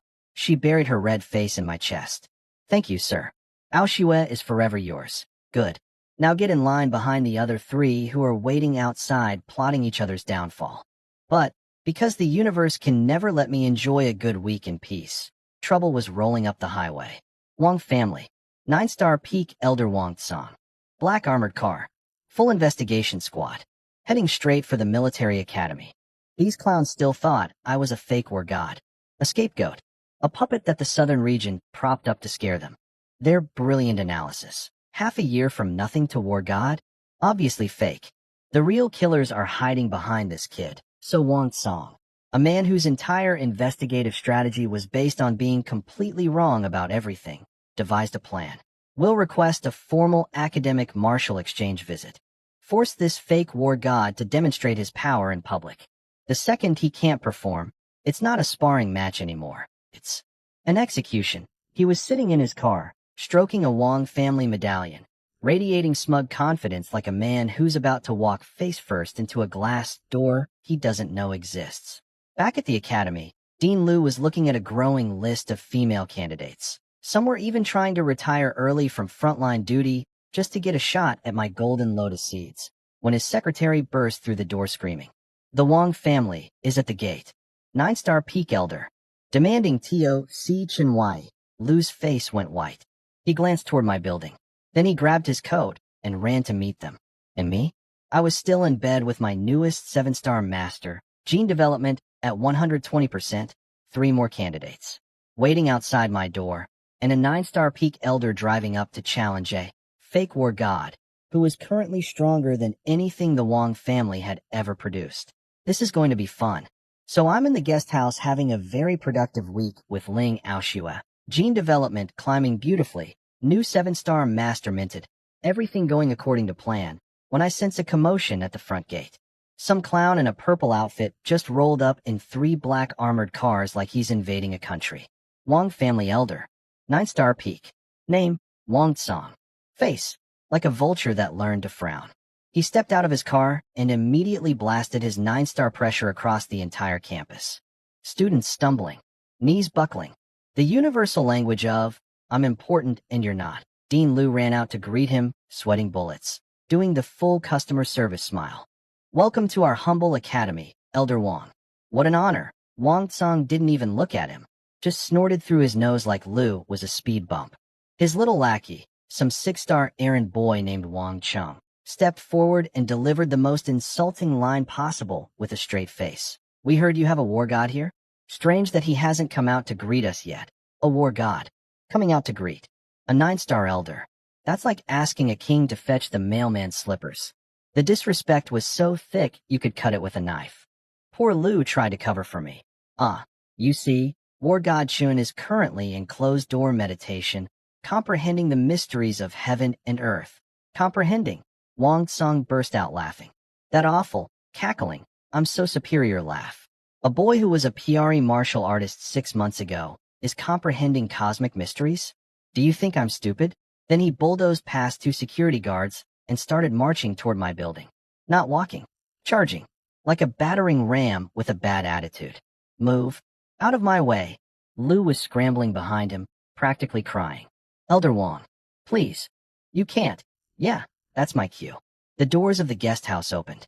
I walked out, hands behind my back, face blank. Ling Aoshua trailing behind me in her combat suit, freshly minted 7-star energy still leaking off her like steam. I looked across the campus at this shriveled old man in his fancy purple pajamas, stomping toward me like he owned the place. Wang family. My voice carried across the entire academy. Every student, every instructor, every guard heard it. Not because I shouted. Because when a war god speaks, the air carries the words for him. "You wanted to see me?" I let a tiny smile cross my face. "Then kneel when you speak to me." And I let it go. Everything. Full power. 120% gene development worth of war god magnetic field, released in one single, reality-crushing wave. The sky warped. Light bent. Space itself wrinkled like crumpled paper. The air became so heavy it was practically solid. Wang Tsong, who was mid-stride, mid-smirk, mid-thought about how he was going to expose the fake war god, hit the wall of my magnetic field and froze. His eyes bulged, blood vessels popping across the whites. His smirk disintegrated like tissue paper in a hurricane. Because he recognized it. He'd spent his entire life chasing this power, dreaming about it, training for it, failing to reach it. And now it was falling on him like the entire sky had decided to sit on his shoulders. Impossible, he was screaming inside his head. Couldn't get the words out. His mouth wouldn't work. His body wouldn't obey. He burned every drop of his 9-star energy trying to stay standing. His life's accumulated power, everything he had, and it wasn't even close to enough. The alloy tiles under his feet cracked into powder. His spine started bending. His bones screamed. His knees were being pushed downward by a force that didn't care about pride, about family names, about centuries of noble bloodline. Boom. Both knees hit the ground so hard they shattered the granite beneath them. In front of thousands of military academy students. In front of his own subordinates. In front of the entire southern region's future warriors. Wang Tsong, 9-star peak elder of the capital's Wang family, the man who came here to expose a fake and execute a scapegoat, was kneeling at my feet with a face whiter than the snow on the mountains behind us. I stood there, hands behind my back, and looked down at him the same way he'd looked down at Dean Liu 5 minutes ago. Funny how perspective changes when gravity stops being optional. Wang Song hit the ground so hard the nearby buildings shook. Blood sprayed from his mouth like a broken faucet. His hands clawed at the cracked earth, head forced down into his own chest by my magnetic field. The great 9-star peak elder of the capital's Wang family, reduced to a blood-spitting, trembling dog in front of thousands of students.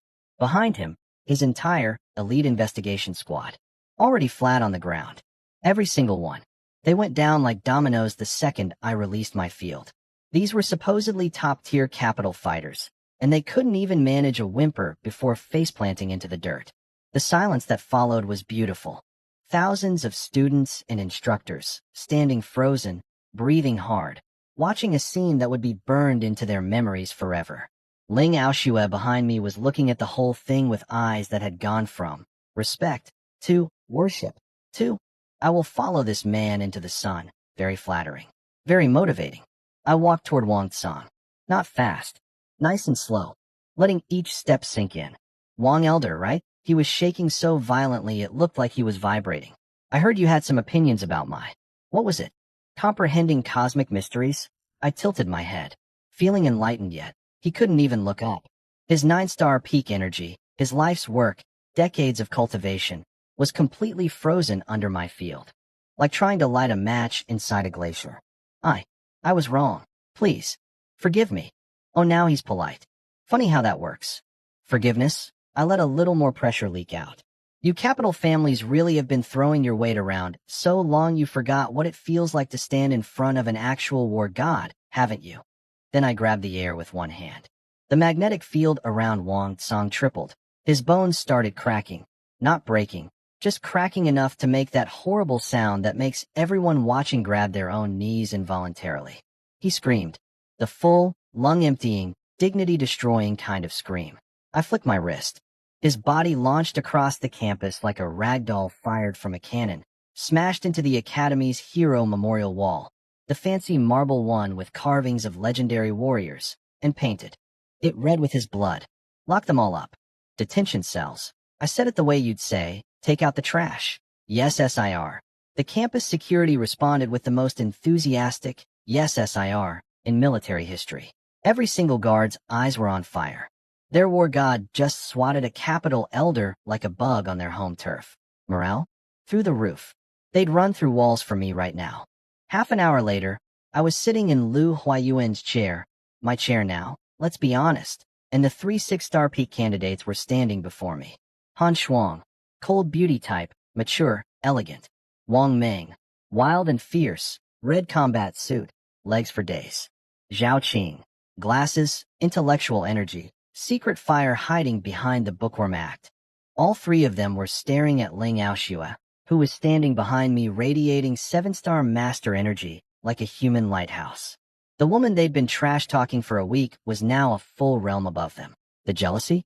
Dead. Killed by the realization that this was real, and their only chance to catch up was standing right in front of them. Zhao Qing spoke first, pushed up her glasses with trembling fingers, face scarlet, voice barely audible. Sir, we've made all our preparations. Whatever you require, training or otherwise, we will follow you without hesitation. Wang Meng and Han Shuang nodded frantically behind her. Nobody wanted to be last in line. Not anymore. Not after watching Ling Aoshue's transformation. I looked at the 3 of them. Took my time. Let them marinate. Ready, huh? Smile. Han Shuang. You stay. You too. Wait outside. Han Shuang's face went from ice white to cherry red in one heartbeat. Joy, terror, and, oh God, it's happening. All competing for control. Wang Meng and Zhao Qing, their faces collapsed. More waiting? They'd already waited a week watching Ling Aoshue go in. And now Han Shuang gets picked first? Wang Meng bit her lip desperately. Sir, out. 2 words. Absolute authority. They practically crawled out of the room, shooting Han Shuang looks that could curdle milk. The door closed. Just me and the cold beauty. I stood up. Let the room fill with my presence. Han Shuang, you want to be a 7-star master within a month. Her eyes were closed.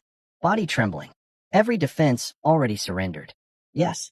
Yes, I do. Gene development, 120%. 3 more candidates in the pipeline. A Wong family elder in a detention cell. And the snow kept falling outside like the universe was providing ambient music for my conquest. Life is magnificent. Another half-month in the guest house. Another 6-star peak woman going in. Another 7-star master coming out. Han Shuang, the cold beauty, the ice queen of internal affairs, spent 2 weeks getting the full Chun Yi cultivation experience. When she emerged, that decade-long bottleneck that had tormented her for 10 years was gone. Shattered. Demolished. Like it never existed. Han Shuang's 7-star master. 10 times return. Gene development, 5%. Current. 125%. She was clinging to me like I was the only solid ground in the universe, whispering about dedicating her life to me. Face red as a candy apple. The woman who used to freeze people with a glance was now nuzzling into my chest like a sleepy cat. My production line is flawless. Outside, Wang Ming and Zhao Qing had been waiting. Again. For weeks. Again. And they were losing it. Wang Ming was pacing like a caged tiger. Another half-month? And she broke through? That old woman Han Song actually made it. Zhao Qing pushed her glasses up with trembling fingers, her intellectual composure crumbling like wet cardboard. 2 breakthroughs. Ling Aoshua. Now Han Shuang. Both 7-star. Both under a month. This isn't luck. This is divine intervention. All that remained of their pride? 0. These women would have crawled across the campus on their hands and knees for a chance to walk through that door. The door opened. I walked out with Han Shuang trailing behind me, 7-star pressure rolling off her like heat waves. Walking a little, stiffly, but radiating power. I looked at the 2 remaining candidates. Wang Ming. You're up, Zhao Qing. Keep waiting. Wang Ming shrieked with joy and sprinted past me so fast, she nearly ate dirt tripping over the doorframe. Red combat suit blazing. 0 dignity remaining. Didn't even glance at Zhao Qing on her way in. Zhao Qing stood there. Alone. Again. Her eyes went red. Her nails dug into her palms until they bled. Why? Do I always have to wait? Sorry, Professor. There's a queue. And the queue is based on MY schedule. Meanwhile, back in the capital, the mood at the Zhao family compound had shifted from furious revenge to, oh no. Family head Zhao Tiangang smashed his expensive rosewood desk into sawdust when the report came in. Wang Tsang, a 9-star peak elder, was forced to kneel in front of thousands? His entire squad locked in detention. He was screaming about insults and provocations and face-slapping, working himself into a proper aristocratic tantrum. Then Wang Ding, the Wang family's representative, who had been sitting quietly in the corner, slowly held up the surveillance footage from the academy. The room went quiet. On the screen, me, standing casually. One look, one pulse of magnetic field. And Wang Tsang, a man who'd spent his entire life reaching 9-star peak, dropping to his knees like his strings got cut. His elite squad pancaking onto the ground. The alloy tiles cracking. The air bending. Wang Ding's voice came out flat and heavy. This isn't a scapegoat. This isn't a fake. A magnetic field that can completely shut down a 9-star peak's blood energy from across a courtyard. That's a real war god. No tricks. No illusions. Chun Yi is the real thing. Silence. The entire hall went from, let's kill him, to, oh crap, in 3 seconds. Because here's the thing about war gods. They're not just strong people. They're national assets. Strategic weapons. You can't just assassinate one because your nephew got his hand cut off. That's not family revenge. That's treason. Zhao Tiangang closed his eyes. Breathed for a long time. When he opened them, the rage was still there, but it was buried under something colder. Smarter. More patient.